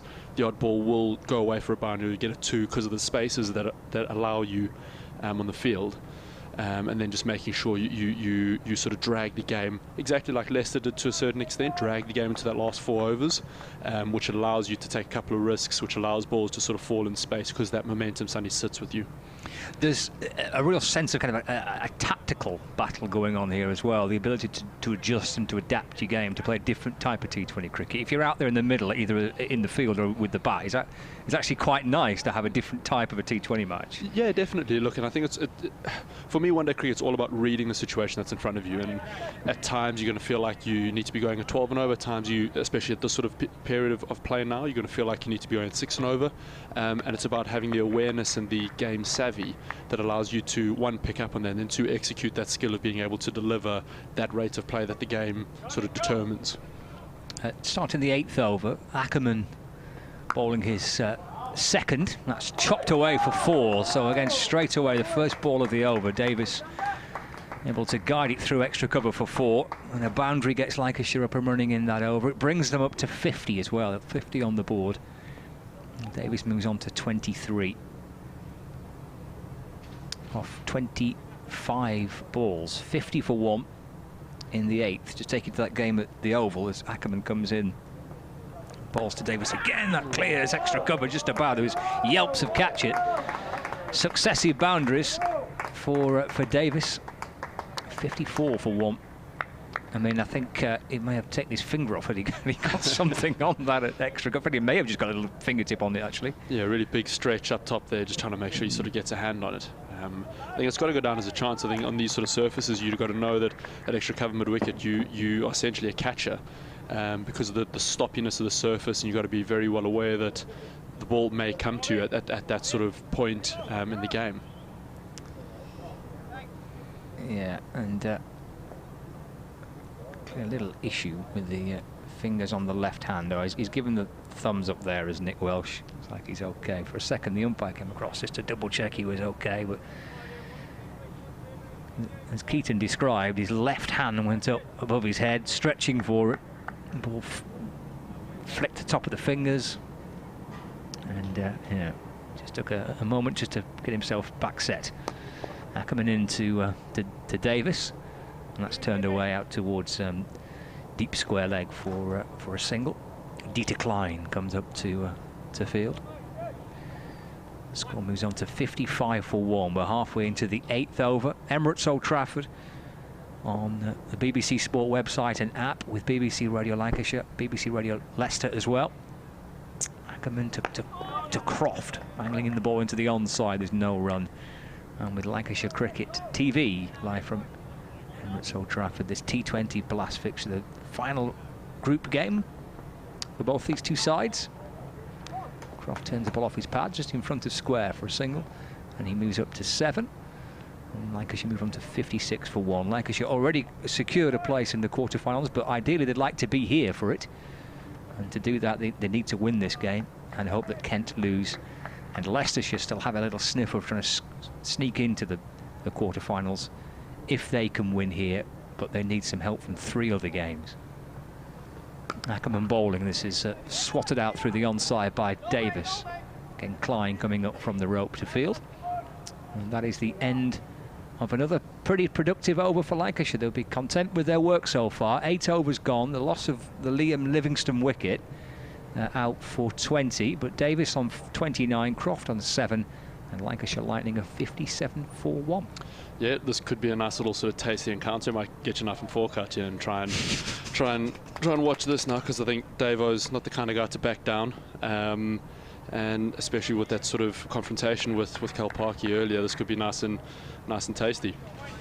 Get your knife and fork out. I like it. We do love a little bit of spice. Spice of his life, isn't it? Couldn't agree more. Absolutely. Keep everybody on their toes. Oh, good fun in the pursuit of victory. Davis on 29. Where's he looking here? Well, it's going to be Parkinson into him. Oh, and it's an appeal for LBW as the ball runs down towards short third man, and the pick up and throw towards the bowler's end. Leg by, signalled by the umpire, O'Shaughnessy. The umpires have been busy. Oof. I just thought they were all out for a nice quiet Sunday afternoon. Watch a little bit of cricket in the sunshine. Nice gentle Sunday. Have a little early evening dinner. Parkinson to Croft. That's pushed away to extra cover. That's exactly what I mean by trying to make sure you get off strike, so there's no sort of accumulation of pressure on you. You're making sure you're getting bat to ball, getting off strike, and allowing that partnership to build relatively easily and risk-free as well. And you drag the game. They talk about sort of pulling the game to the death. Parkinson to Davis. He shuffles back into his crease and works the ball into the onside for a single. Up towards Aaron Lilly, who comes up from deep mid-wicket. Davis moves to 30. Surrey are within 60 of victory with 9 wickets remaining. This has fizzed down towards short third man off an edge from Stephen Croft. It's a really good length there from Parkinson. He's really held his length nicely there. They talk about holding your length, holding an area that's really sort of tough for the guys to sort of make good contact. And you watch that, you don't quite get the good contact off the bat as he drives the ball into the surface. That one's punched up towards long off for a single by Croft. Takes him to 9. 1 ball left for Parkinson's third. 61 for 1 with a delivery to go over the 9th over. Davis back on strike. Parkinson in the sunshine into Davis. And it's just eased away through the offside for a single. Keeps the strike as well. The end of the 9th over, 62 for 1. Davis has 31. Croft has 9. At the Oval, Jason Roy 47 not out. Laurie Evans 56 not out. So Surrey are 107 for 1 after 13 overs. So 7 overs remaining and a whole stack of wickets to get a further 53 runs to clinch victory against Kent. That will secure them top spot in the group as well. Come on, the Ree. And it will also mean if Lancashire do get 93 off the next 66, Lancashire will be here for a T20 home quarter-final. As the scoreboard flashes up in bright yellow, Lancashire require 93 from 66. Intriguing game of T20 cricket at sun-kissed Emirates Old Trafford. 3rd time in a row we've been playing here. We've waited all summer to have a game here, haven't we, to see Lancashire play. Been spoiled now. 3 in a row. It is one of the best grounds in the world, and I'll probably say that from a slightly biased viewpoint, but it is honestly one of the best grounds, and it's been turned around beautifully over the last couple of years. There's Davis into to Davis. Steered down towards wide third man. It's a little short and wide. And Alex Davis gets himself a couple of runs. 33 to him now, 64 for 1. And it's been a season where Lancashire have been on the road. A little bit at Liverpool over the course of the last week or so, but with this ground locked down for international duty, they've clocked up the miles. There is Will Davis to Alex Davis onto the pads of the Lancashire batsman. Squeezed away through mid-wicket just for 1 run. Lilly came up from the boundary pretty quickly to get to the ball. Davis moves to 34 now, 65 for 1. A little natter in the ear of the bowler from Colin Ackerman. Stephen Croft's on strike. Deep backward square leg and a deep mid-wicket. Actually, both are about 20 yards in from the boundary, but it's a big old hit to that leg side, isn't it? Goodness me.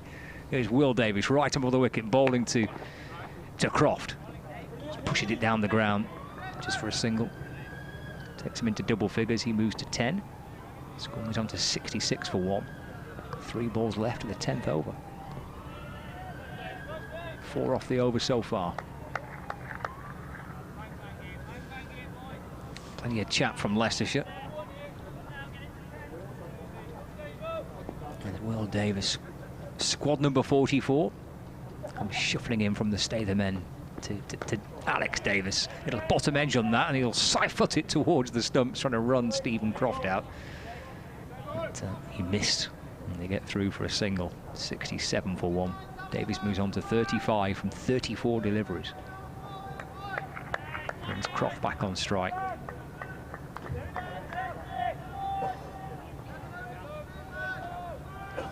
5 off the over so far for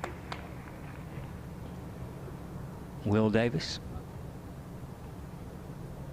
The third man comes inside the ring and mid-on and mid-off drop down towards the boundary below us. There's Davis at the top of his mark. Croft waiting, unbeaten on 10. Waits for it in the crease there, Croft, and chops the ball into the offside, but picked up at backward point. And there's no run. Final ball of the 10th over coming up. 67 for 1. 88 required, 61 deliveries left for Lancashire Lightning. Could be in for a terrific finish for this final group game. 5 off the over so far. Here's Davis to Croft. He's drilled away through extra cover for 1 run. He keeps the strike as well, Stephen Croft. So that's the 10th over gone. Halfway stage. Croft on 11, Davis on 35. 68 for 1 at the halfway stage. What were Leicester? I think they were about 71, 72. They wouldn't have been far off there. It feels a very much sort of balanced equation as it did then. I think one thing they did do well, they built a little partnership and they almost took it towards that last 5 overs being 2 down. And I think these two, sort of the onus sits on them now to make sure they drag it. They've faced an allotment of balls each and making sure that they drag it into a position where they can start sort of being slightly more aggressive and taking 1 or 2 more risks. Is it clearly, as you mentioned, trying to keep the scoreboard ticking over as and where possible, but keeping wickets in hand? How important is that? Yeah, massively. Look, it's probably sort of a bit of a balance between being overly aggressive, looking for boundaries, keeping wickets in hand, and making sure the scoreboard ticks over. I think first thing you want to make sure you minimise dot balls here. Dieter Klein coming into the attack. Oh, crikey, and Stephen Croft clubbers it back down the pitch. It hits Alex Davis. The ball drops down to Dieter Klein. Davis out of his crease. Klein picks up and throws at the stumps. There's all sorts happening there. And in the end, the scoreboard moves on by 1. 69 for 1. Chaos. Croft, I say almost taking Alex Davis out. He basically did. He hit the ball straight into his mid-drift. And they go and meets halfway down the pitch and says, crikey. He is only a little man as well. He did well to hit him. Yeah, look, like I was saying, it's probably a really sort of fine balancing act now between taking risks, minimising dot balls, and then keeping wickets in hand, because you don't want to, the last thing you want to do is face 15 balls, just get to that point where you start feeling in and then get out, and then you guys to sort of soak up 15 balls to get in, and you start that process again. Klein left arm around the wicket to Davis. So pushing into the offside, no run. So it's almost better off Davo taking an extra ball, 2 balls, 3 balls, soaking up that pressure, because he's in and he's done that. Not necessarily hard work, but he's handled that pressure up at the top already. So the owner sort of sits with these 2 guys having faced this time and these balls to sort of drag the game right into the deep. Dieter Klein from the James Anderson end. Balls to Davis, who's down on 1 knee, trying to slash the ball through the offside, but playing a miss and through to the keeper. There's no run. Durham have gone from 80 for 5 to 84 for 8.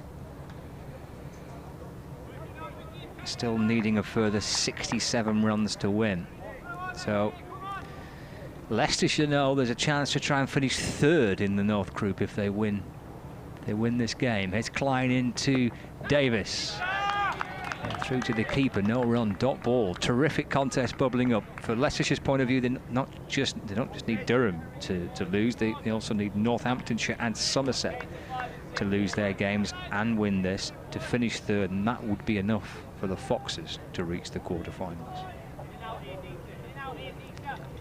With Surrey heading towards a pretty comfortable win against Kent, Lancashire are eyeing up a home quarterfinal themselves. It's worked off the hip by Alex Davis, and he'll get 4 for it.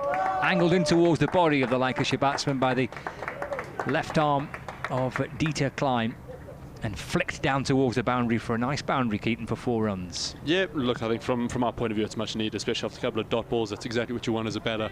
You want that sort of pressure reliever and an easy sort of shot off his hip, which allows him to get the ball away and get that boundary, because as you can see, when you get a couple of dot balls, you kind of feel like you're going nowhere. That's a massive pressure reliever. Now if you say get 2 runs or you get a run, suddenly that over doesn't look so bad. Klein to Davis, punched into the offside, bounces out to backward point, no run, end of the over, 5 off it, 11 gone, 73 for 1, 82 required, 54 balls left.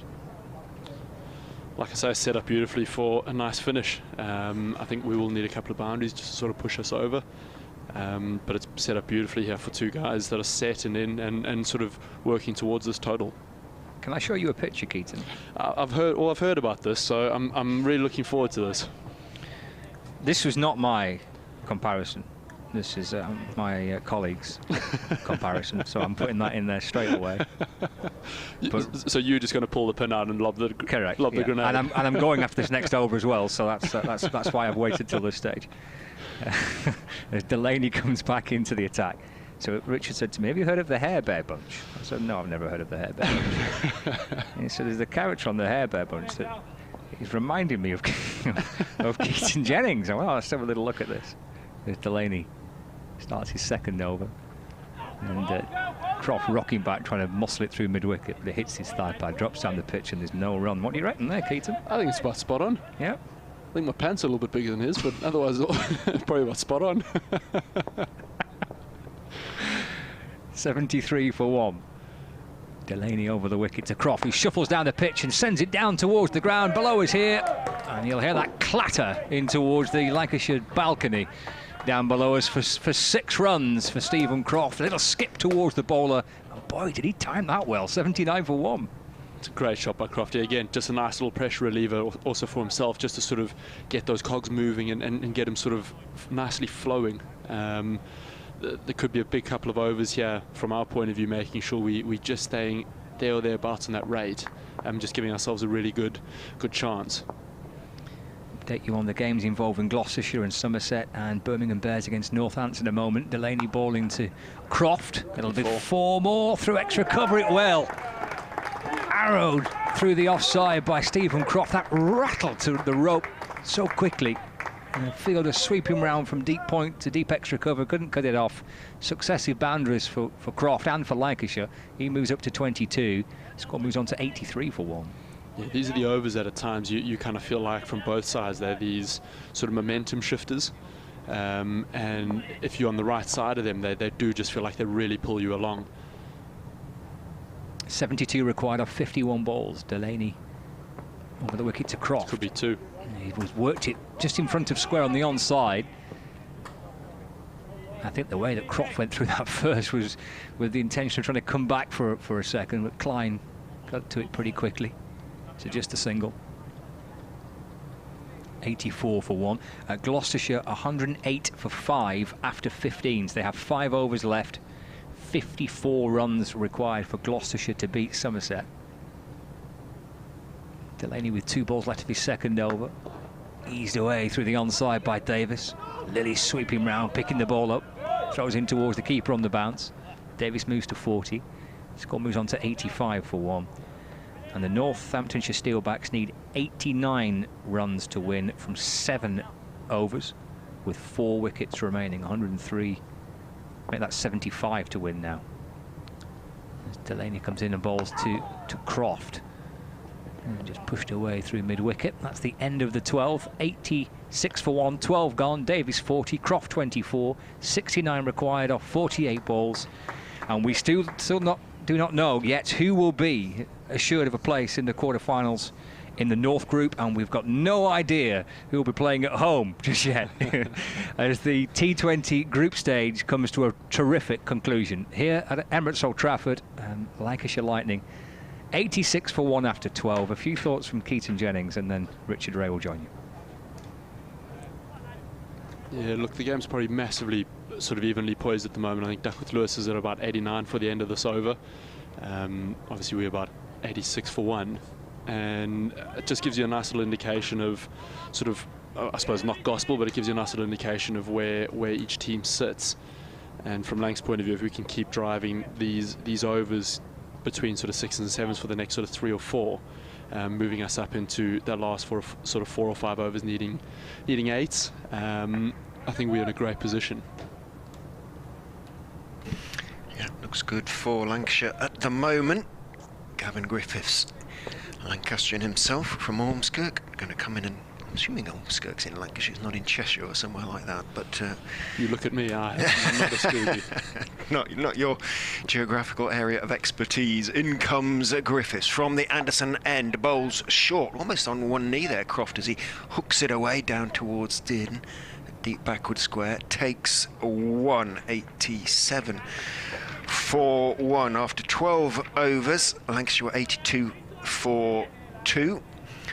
So the score's running just about level at the moment. Yeah, funny enough, Northwest geography wasn't a huge subject. Was it not in a big South Africa thing? growing up? No, I didn't quite learn the sort of historical significance of Wigan or the surrounding areas growing up in South Africa. I can't believe it. In goes Griffiths, and bowls worked away off middle and leg that time by Davis out towards mid-wicket. Jogs a single on that occasion. In comes Lilly. The ball sits down as it arrives next to the stumps and bursts through the gloves of Harry Swindles, but there is backup for him. Men out at long on, mid-wicket, long off. Just 50 partnership there of 38 balls, and I think that just shows the pressure or the momentum is starting to shift with Lancs and back onto Leicester, and they'll start feeling this pinch now. Griffiths in, outside off stump and short. Didn't really come on though, and was on it a little bit too soon. Stephen Croft thumped it away with a horizontal bat, but fairly straight through the offside. Rehearses a shot over extra cover, went down too long off. Single taken again. 89 for 1. Stitched up royally by Scott Reed there. The Hair Bear Bunch was a cartoon show in the 70s, so I'm just exposing my great age there, essentially. In goes Griffiths and bowls, square driven away out through the offside, just behind square by Alex Davies. There is the man out there, Gareth Delaney, so it is going to be just the single. 90 for 1. Is it for a reason? Is it, no, not at all. Okay, just what as you prefer. To be completely honest, I haven't had a haircut since middle of Feb, out in Australia, just before we went to Sri Lanka, and then obviously it was locked down, and to be honest, since then I just haven't really been bothered to go and get one. So I'm sure the urge will hit me at some point, but at the moment it's winding the lads up, and I'm quite enjoying it. So it's winding them up. They think you ought to have it cut, do they? Yeah, look, it's become a bit of a talking point. I'm quite enjoying being at the brunt end of it. So in goes Griffiths and bowls, big swing and a miss as it goes just past off stump.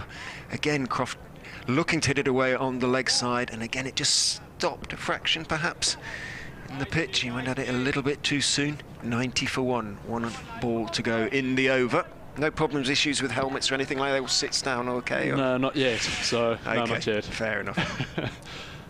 I'm worried at some stage if it does start to go white. I think historically my family has either gone white or gone bald, and my brother was bald at 21 or 22, and my dad's gone white. So hopefully at 28 I'm okay. Yeah, I was going to say it's skipped a generation perhaps. Fingers crossed. Griffiths is ready to go, but he's decided not to deliver. Can be a problem with fair hair, can't it, in the end? They tell me. 90 for 1. And over to go. What's going on elsewhere? Well, Durham 102 for 8, needing 151 to beat Nottinghamshire. They're struggling. In goes Griffiths, rolls very wide, and that will be signalled wide. It was well outside the blue line. Croft let it go through to Swindles, who didn't take it cleanly as it bounced through, and I think hit him on the foot in the end. Indication of the problems faced by wicketkeepers sometimes when a pitch is of slightly variable bounce. Sitting down a little bit. Ouch.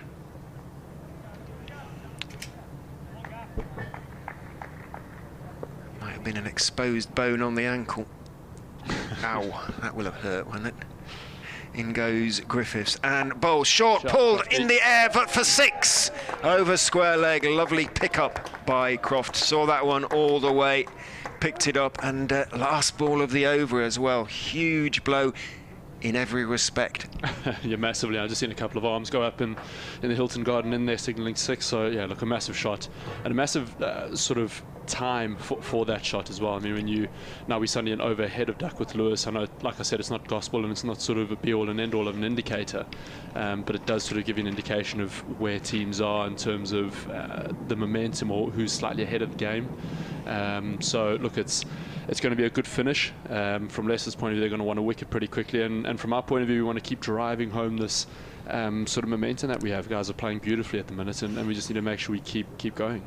Yeah, with wickets in hand as well. At this stage, Leicestershire 88 for 2, but then the Lancashire spinners put on a little bit of a squeeze, and it was only in the last over when Leicestershire picked up 18 runs off the bowling of Saqib Mahmood that they managed to regain a little bit of momentum to the innings. Will Davis need a breakthrough, the Foxes, and he's going to be bowling to Alex Davies. He's just struggling a little bit. He's got a little bit of a hand problem still at the moment, something like that. I'm not entirely sure, to be honest. But look, I think Davis playing his role at this sort of time beautifully. He's making sure he gets off strike. Crofty's striking the ball nicely. And I think this is where you work together nicely in a partnership. You talk to each other, you tell each other when you're struggling, when you're feeling good, who you're feeling. There's days where you do feel terrible, and there's days where you've got to just realise it may be sort of your game to go at 160 strike rate, but you just can't on that day, and you need to be aware and be honest with that. Davis is in, bowling fullish on 2-leg stump. Looping delivery, it might have been the slower one. Played firmly by Davis down to long on. Comfortable single taken. Scoreboard ticking over nicely as far as Lancashire are concerned. 98 for 1. 57 needed off 41 balls with 9 wickets in hand. With every run, odds just move further in favour of the home side.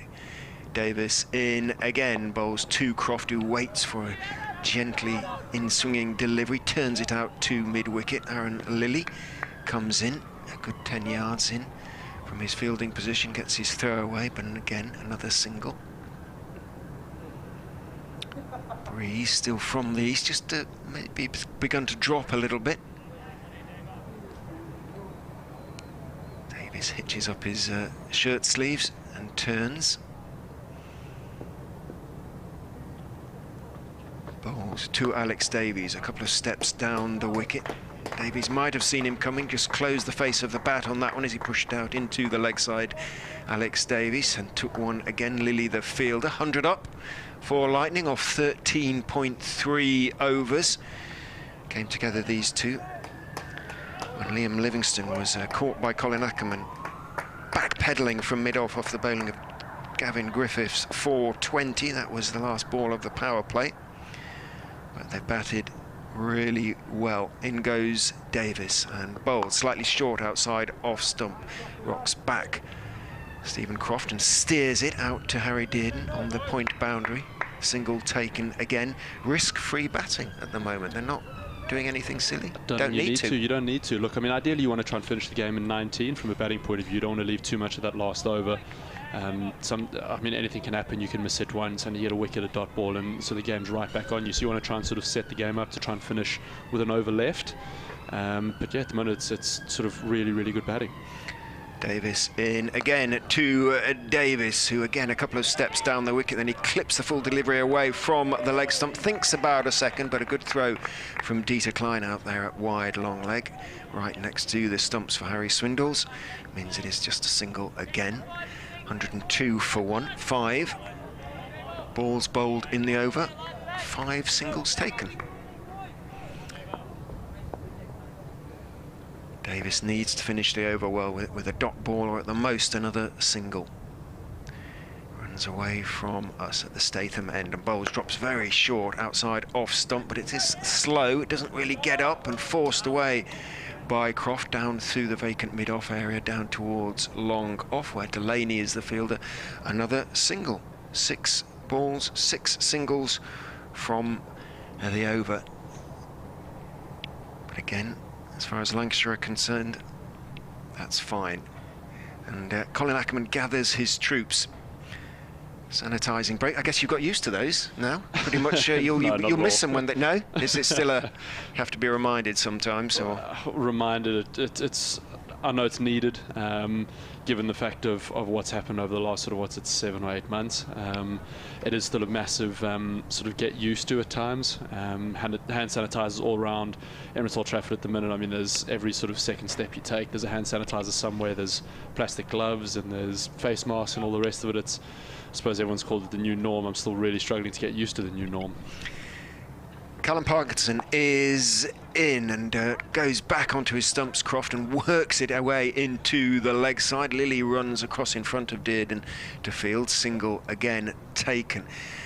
Big over this. Callum Parkinson 3.1 overs, none for 20 at the moment, but he's been the key wicket taker for the Foxes in this competition with 9, and has had a few dropped off him as well, but they need him to try and pick up a wicket in this, his final over. In he goes and bowls to Davis, who hits in the air. He's going down to Lilly. It's gone over Lilly for 6. Parkinson's hand goes up to his face in disbelief. Had he been sitting on the boundary rope, Lilly might have got to that. He was a yard or 2 in, but he cleared him, Davis. Well played, Alex Davis. 51 for him, a half century of 46 balls, 5 fours and a 6. I do love the way different people sort of see this game. I was looking at Parky being their crucial bowler, thinking we take 6 off of this over, and then we got 5 overs to sort of try and have a crack at somebody else. Parkinson in, appeals for leg before wicket, but Davis had advanced down the pitch. It hit him quite low, but it would have been a little bit of a guess from umpire O'Shaughnessy to have given that one out, given how far down the pitch he was. And Parkinson, I suggest, knew his fate as soon as he turned and saw. Yeah, like I was saying, David rocked back and I suppose taking a risk trying to go over one of the fielders, and I suppose that's what makes cricket such a lovely game. You kind of read the game so differently. Parkinson in and beats Croft with a liver that just bounces and turns a little bit, but with the 6 off the over already, Lancashire in control. Difficult for the fielders, isn't it? In goes Parkinson and bowls, swing across the line from outside off stump by Croft, and Swindles takes the bails off. He missed it. He went, I think he swung probably over the top of it. I'm not quite sure. I'd have to see the replay on that one. Trying to hit it out to mid-wicket. Do you stand on the boundary and not walk in too far, or do you come in a little bit? You mark wherever your captain tells you to stand, I suppose, so you can something to point to onto the leg stump. A full delivery from Parkinson, worked down to short fine leg to Griffiths, leg by actually, didn't get any bat on it, so single taken. An excellent over again for Lightning, 9 runs from it, 112 for 1 after 15. In control now. Control's a strong word. It is, a very but strong word. It's all relative. With 9 in hand. I think we've seen that 1 wicket does change the game, so the onus is on the 2 guys that are in, like I've said, that have faced an allotment of balls in order to make sure we get over the line here. That first 20 balls is really tough to get going, so we need sort of 8.5 and over here. You're looking at sort of 4 or 5 boundaries that'll get you home, so we need to make sure we really drive that home, and in between making sure we're clinical with it. You don't want to give Leicester half a sniff that they can just sort of put that stranglehold on. Well, Durham are almost beaten. They're 9 down against Nottinghamshire as Ackerman is in from the Statham end and steps across his stumps. Stephen Croft tries to hit it down to long leg on one knee because fine leg is up on the edge of the circle. Doesn't get anything on it. Almost clips leg stump. Doesn't quite. Ackerman in again, and that one is hit out into the leg side. Is it going to go to square leg? It is, and is caught. So Croft unsuccessful in his attempt to clear the fielder. Decline the catcher. It went almost straight to him, taken round about chest high, 2 hands pointing to the air. So a badly needed wicket for the Foxes has finally come. Croft goes for 36 off 31 balls, 2 fours and 2 sixes. Colin Ackerman, the bowler, Decline, the catcher. Like I say, that's exactly what Leicester would have wanted. However, it does bring Dane, our captain, to the crease. I mean, Dane's pretty pretty good at making sure he gets bat to ball, runs hard. It's a fresh set of legs as well, so he'll push Davo really hard into running twos and sort of really trying to drive home that and minimise those dot balls. It's a tough place to come in now when you look at you've got 28 balls left and you've got to sort of push on, look at sort of 8.5, 9 and over. So like I said, when Harry Dearden came in, it's a pretty sort of tough time to bat. I don't envy anybody doing it at this stage of the game on these sort of surfaces. So, look, good luck to Dane, and hopefully he can put us over the line here. Well, if he does, he will have a home quarter-final because Surrey have beaten Kent. I'll send a message out quickly. Hopefully it'll give him a little bit of extra motivation. I'm sure the word will have already be around the changing room below us. Leicestershire, the results are kind of looking as though they're going to go Leicestershire's way, were Leicestershire to win as well. In goes Ackerman, outside off Simpson, appeal for a catch behind, he's gone. Swindles has taken the catch. Alex Davies goes, suddenly it's 2-2 for Ackerman, and is the game swinging back towards the Foxes. He just went back and tried to turn it down to third man, dab it down to third man, faintest of edges, and a dismayed Alex Davies raises his eyes to the heavens as he walks very slowly off. He goes, caught Swindles, bowled Ackerman for 52. Notts Outlaws have beaten Durham, so they have secured a home quarter final, so Durham are beaten. The results falling into place for both Lancashire and for Leicestershire at the moment, but it's all going to come down to this game. Yeah, look, I mean, from a bowling point of view, you always talk about getting 2 wickets and getting the 2 guys that are in and get them out. So you have 2 men on naught.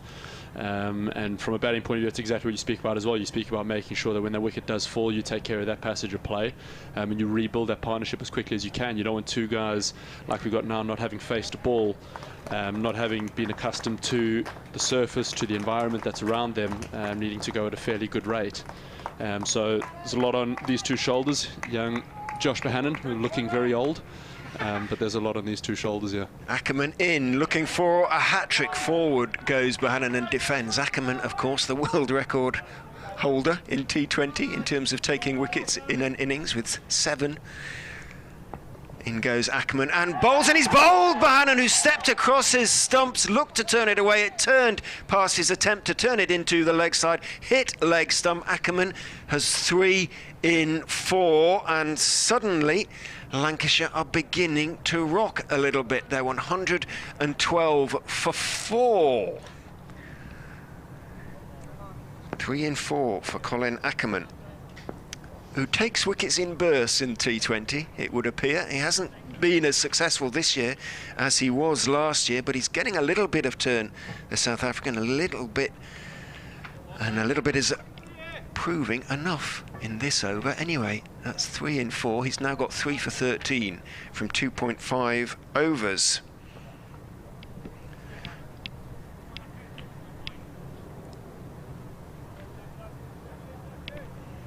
And to the wicket comes Rob Jones to join Dane Villas, and probably Jones's best bet from this ball would just be to keep it out. Have a chat to Villas at the end of the over. Still got 4 overs in hand. Lightning. Will this be a maiden if this is a dot ball? Yeah, it will be. It will be a 3-wicket maiden from Colin Ackerman. The captain may have changed the game round. In goes Ackerman, bowls to Jones, who goes back, and it isn't going to be a 3-wicket maiden because he's calmly turned it out towards mid-wicket. In comes Aaron Lilly, but still, I think if you'd offered him it at the start of the over, Ackerman would have probably taken 3 wickets in a single run. What do you reckon? I suspect he might. 113 for 4. I think we need a slight change of vibe and a change of energy. Yeah, Scotty, you're back in. Tag.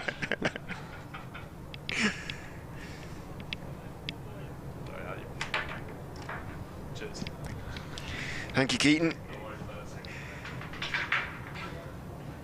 As ever, with professional athletes, a little bit of superstition often comes into it. If things are going well, they don't like to move. If things are not going so well, movement is very much the order of the day. Keaton disappears. Scott comes back alongside. The game has changed. And the scores elsewhere are fascinating. Gloucestershire need 7 off their final 3 deliveries to beat Somerset. As Klein comes in and bowls to Jones, who's pushing into the offside and getting through for a single. Moves to 2. Score moves on to 114 for 4. And Northants are not too far as well. They need 4 from their last 9 deliveries to win. If Gloucestershire beat Somerset, yeah. If Somerset win, that's kind of it, isn't it? Somerset and Sussex are probably the... I think. Deep decline from the Jimmy Anderson and bowling to Dane Villas. He slapped it straight to extra cover. 5 down now, Lancashire, and Leicestershire from this position will now feel as they can go on and win this game and finish 3rd in the North Group, and yet still potentially reach the quarter-finals. It depends on other results, but with Villas slapping that delivery from Klein to extra cover to depart for naught, Lancashire have lost their 5th wicket. 114 for 5, 41 required, 22 balls to get them. What a change around. What a change around from 100 and... Northants have won. Northants have won. Gloucestershire need 3 runs from the last delivery to win, to beat Somerset. 3 from the final ball for Gloucestershire. If Northants have won, I'll have to do some maths and sums and working out. Let's concentrate on this game for now. Because if Lancashire go on to win, then it will all be academic anyway, what goes on elsewhere, for Leicestershire, that is. But they're making one heck of a fist of this. Terrific turnaround, isn't it? As you and Keaton were describing when Alex Davis and Stephen Croft were batting, felt pretty steady, pretty comfortable, but I think Keaton touched on it, you know, a couple of wickets and things change quickly, and that's exactly what's happened. There's Dieter Klein coming in to bowl to Danny Lamb. Was that edged? It was. Oh, I think it was. Did it drop short of Swindles? It may have done, yeah. I think it bounced. It's just in front of him, to his right-hand side. I think he then took the catch on the bounce as it came back up. A little edge off Danny Lamb. Of course, it was Klein and Lamb at New Road 6 weeks ago, wasn't it? That got the season off to a bit of a lively start. Lamb's on naught, 114 for 5. Klein in and bowls, and Lamb tries to swap the ball into the offside, but a play and a miss and through to the wicket keeper. And there is no run. 41 required, 20 balls left. I suspect because the delay to starting this game will be the last game standing, I think. Yeah, and the delay during the interval as well. Yeah. And I suspect we haven't heard the last of that. 114 for 5. Another swing and a miss from Daniel Lamb, and he spins round on his heels and he's frustrated with how things are at the minute. Can't get Gloucestershire back on need 3 off the last ball to beat Somerset. If they don't get there, Somerset are through to the quarterfinals. It's Dieter Klein at the top of his mark. Final ball of his 3rd over. Just a 1 run so far and the wicket. He concedes a second here. It's punched back down the ground and he deflects it actually low down to his right, up towards mid-on. And Lamb gets a single. Moves to 1, keeps the strike. 3 overs remaining, 115 for 5. Lamb 1 and Jones on 2.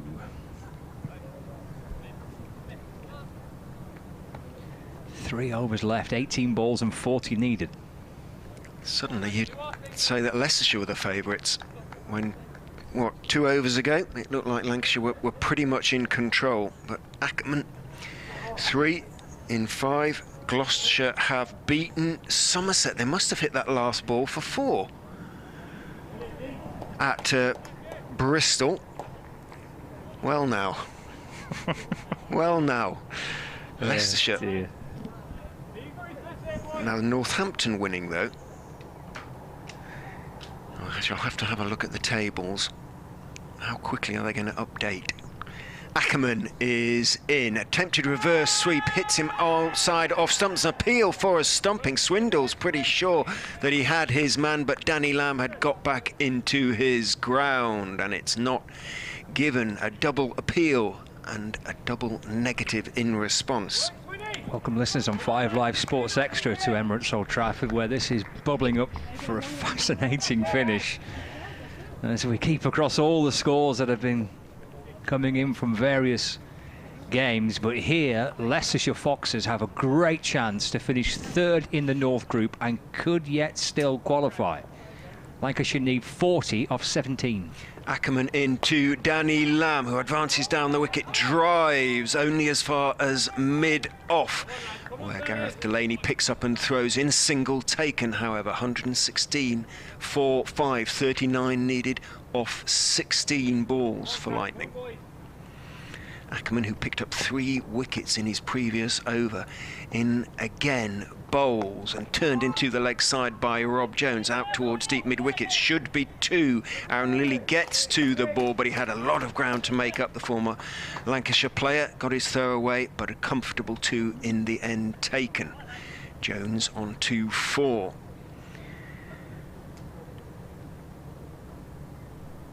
Looks around him, runs to be had on the leg side as Ackerman goes in, turns it down, back down the pitch to the South African, who quickly gets to the ball. He'd gone a long way down the wicket, Danny Lamb, but he managed to scramble back before Ackerman, in his sunglasses with the white frames, could hurl the ball at the stumps. I'd suggest he probably wouldn't have done so anyway.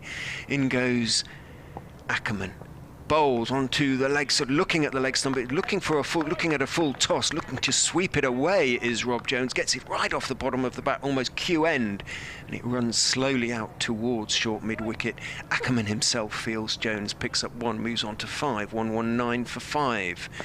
As Ackerman in to finish the over, drops a little bit short, couple of steps down the wicket, swing and a miss from Danny Lamb, comes off the pad, bounces out towards backward point, and again Ackerman has bowled a successful over, successful that is in terms of runs conceded. 4 overs, no maidens, 3 for 18 for Colin Ackerman. Lancashire 120 for 5, need 35 off the last 2 overs to secure a home quarter-final. And Leicestershire, if they can defend it, have the chance to finish third. In fact, they will finish third if they win this game. That will move them on to 11 points. Net run rate's going to be key. Net run rate. At the minute, Warwickshire, the Birmingham Bears, are third with 11 points. They've got level on points with the Bears. On 11 points, it would come down to net run rate. Klein in and bowling to Lamb, who can't get bat on ball, the new batsman. Another swing and a miss and through to their keeper, and there's no run. Sussex are through. They have beaten Essex, so they have secured the quarter-final. That always looked likely to be the case. Yes, Sussex finishing second. So Surrey top of the South Group, 16 points. Sussex second, 13 points. Kent third, 12 points. That's all finished now. It's Klein to Lamb. That's launched down towards long on. 1 bounce and not picked up cleanly. So Lamb can come back for a second. Leicestershire have a better run rate, I'm told, than Birmingham. And at the moment, as things stand, a Leicestershire win. Yeah, I think it'll be enough for the Foxes. Yeah, I think we'll see them through. 10 balls left for the Lancashire Lightning to get themselves another 33 runs as Danny Lamb clubs this one down the ground for a couple. They've already secured a quarter-final place of Lancashire. If they win this game, they'll be guaranteed a home quarter-final. Conversely, the Leicestershire Foxes know if they can win, they'll finish third. And that should be enough for them to sneak into the quarterfinals. So a terrific end to the group stage. Lamb on 6, Jones on 5. Lancashire were cruising at one stage with Davis and Croft batting, but a rattle of wickets, 3 in 1 over for Colin Ackerman, completely changing the whole feel of the game as his runs through extra cover here for Daniel Lamb again. He'll come back for a second. So a really good finish to this match. There are 8 balls left. Lancashire need 29 runs to win, 28 to tie at 126 for 5. And all of a sudden, the almost impossible looks as though it's going to happen, and Leicestershire are going to qualify for the quarter-finals. Unless there's a late twist. There is Klein into to Lamb. Thumps him on the pad. The ball deflects down to Blackwell Point, and they get through for a run. A little inside edge. Yeah. Saving down in Lamb. On 27 for 5. So 28 needed, with just 7 balls left. If Leicestershire win this game, they'll finish third, level on points with the Birmingham Bears in the central group, but the run rate will see the Foxes into the knockout stage. Klein to Jones. That's clipped away through mid-wicket for a single. It's the end of the over. Just 1 left.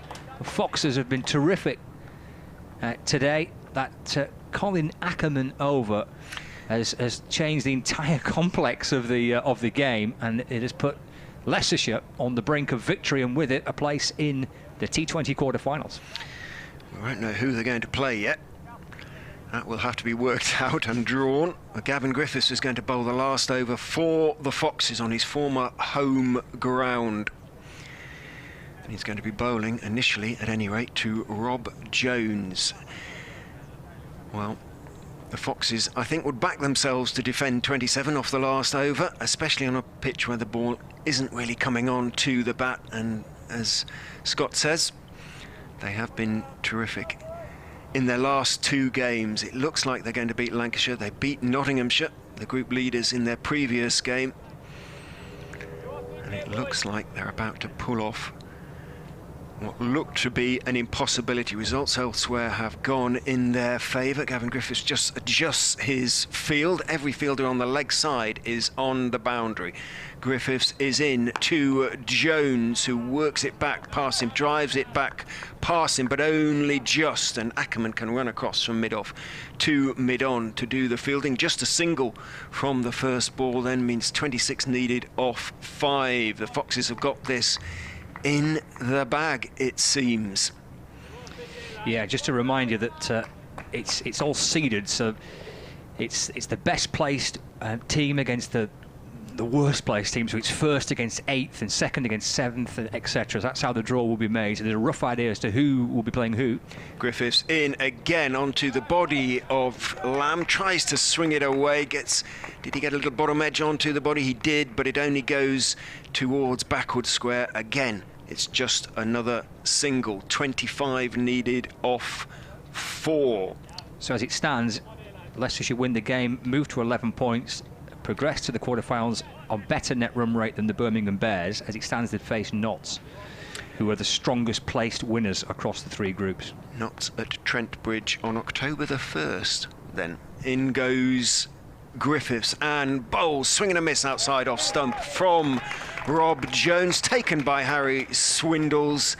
And it is pretty much now all over. 25 needed off 3. They'd be disappointed to lose it from here. Do not bowl for a no ball on height, anything daft like that, but it is all over effectively. So Leicestershire, the season isn't over. The Foxes have qualified for the quarter-finals. What an extraordinary achievement, given the position they were in just 2 games ago, needing to beat the 2 leading sides in the group.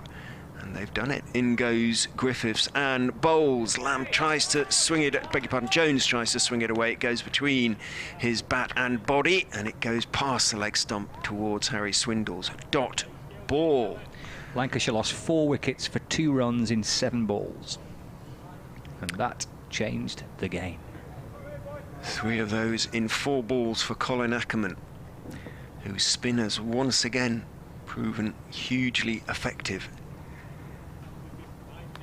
Griffiths turns. 2 balls left to bowl. I wonder if they realise what's happened out there. In goes Griffiths, bowls. Jones swings away a short ball down towards long on. Lewis Hill chases in. It is just a single.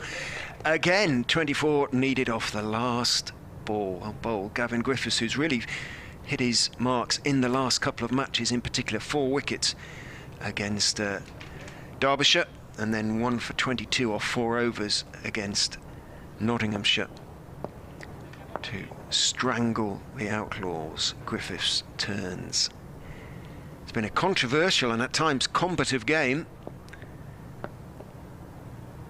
But these two could yet meet again. In goes Griffiths and bowls. Jones is hit on the body. It bounces out into the offside.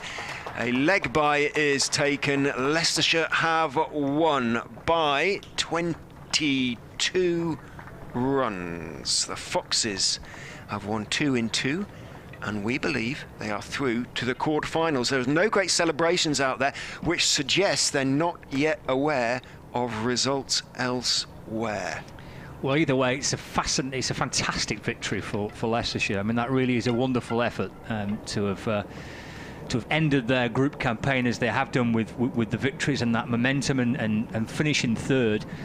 And a wonderful achievement here today to beat Lancashire Lightning. At one stage with Alex Davis and with Stephen Croft batting, that looked like a very steady and a partnership, and one that would take Lancashire to victory. But as we see so often in T20 cricket, one over can change a game. Just a couple of deliveries can change a game, and it was that 1 over, that Colin Ackerman over where he picked up 3 wickets, that completely changed the whole game. And the Leicestershire Foxes have won a terrific game of T20 cricket. So congratulations to them. If they have reached the quarterfinals, which we think they have done, congratulations, that's a wonderful achievement. Lancashire already secured a quarterfinal place, but they'll be travelling away from home to play their T20 quarterfinal as it stands. But just a fascinating game of cricket. Really enjoyed it. It was. So Kent finished third in the South Group, which finishes Surrey on top with 16 points, Sussex second on 13 points, Kent third on 12. All those three obviously go through. In the Central Group, it's finished Gloucestershire on top with 15, Northamptonshire second on 11, Birmingham / Warwickshire third on 11, but the Birmingham net run rate is negative, minus 0.634. And in the North Group, it's finished Notts first on 16 points, Lancashire second on 12, and Leicestershire third on 11, but with a net run rate better than that of Birmingham. Leicestershire are through to the quarterfinals. Well, congratulations. I can confirm that Lancashire will play Sussex in the quarterfinals on Thursday, the 1st of October. So Lancashire travel to Sussex on Thursday, the 1st of October for their T20 quarterfinals. So confirmation of that. I'm pretty certain that it will be a trip to Trent Bridge for Nottinghamshire. And Leicestershire. To Trent Bridge and Nottinghamshire for Leicestershire, yes. Yeah, it looks that way at the moment. We will confirm that as soon as we possibly can. But thank you for listening on the stream and so many other frequencies, as well as the hover mower comes out to cover the pitch. The Foxes have pulled off a little minor miracle. Brilliant. Congratulations. Yes, great effort. For BBC Radio Lancashire listeners on medium wave 855, well, we will sign off from Emirates Old Trafford. We've got a week away from cricket. We'll have a lie down in the dark room for a bit. It's been a rather hectic 6 weeks, but it's been wonderful fun. And Lancashire's season's not yet over, because it will take them down to Brighton for that T20 quarter-final, to Hove to be precise. Looking forward to it, not been there for a while, to take on Sussex in the quarter-final on Thursday, the 1st of October. That'll be your next live cricket here on BBC Radio Lancashire on Thursday, the 1st of October, a T20 quarter-final down in Sussex. I'll go and get some interviews with the Leicestershire players and the coaching staff, the head coach Paul Nixon, and we'll get those out on BBC Radio Leicester as soon as we possibly can. Congratulations to Leicestershire. Enjoy the rest of your Sunday afternoon. The weather's been glorious, that's held out. Not so the result for Lancashire Lightning today. 22 runs, the victory for Leicestershire. Well, Keaton, the big headline now really look forward to Sussex away in the quarters. Yeah, massively. Look, I think we need to be very critical of ourselves in these two games. We need to look at where we've fallen down and what we've done. It's naive to say move on, because I think if you don't learn, then there's no point in playing these two games. So from every individual point of view, we need to make sure we sit down, you have a look at your own game, you have a look at where we've gone wrong in these two games.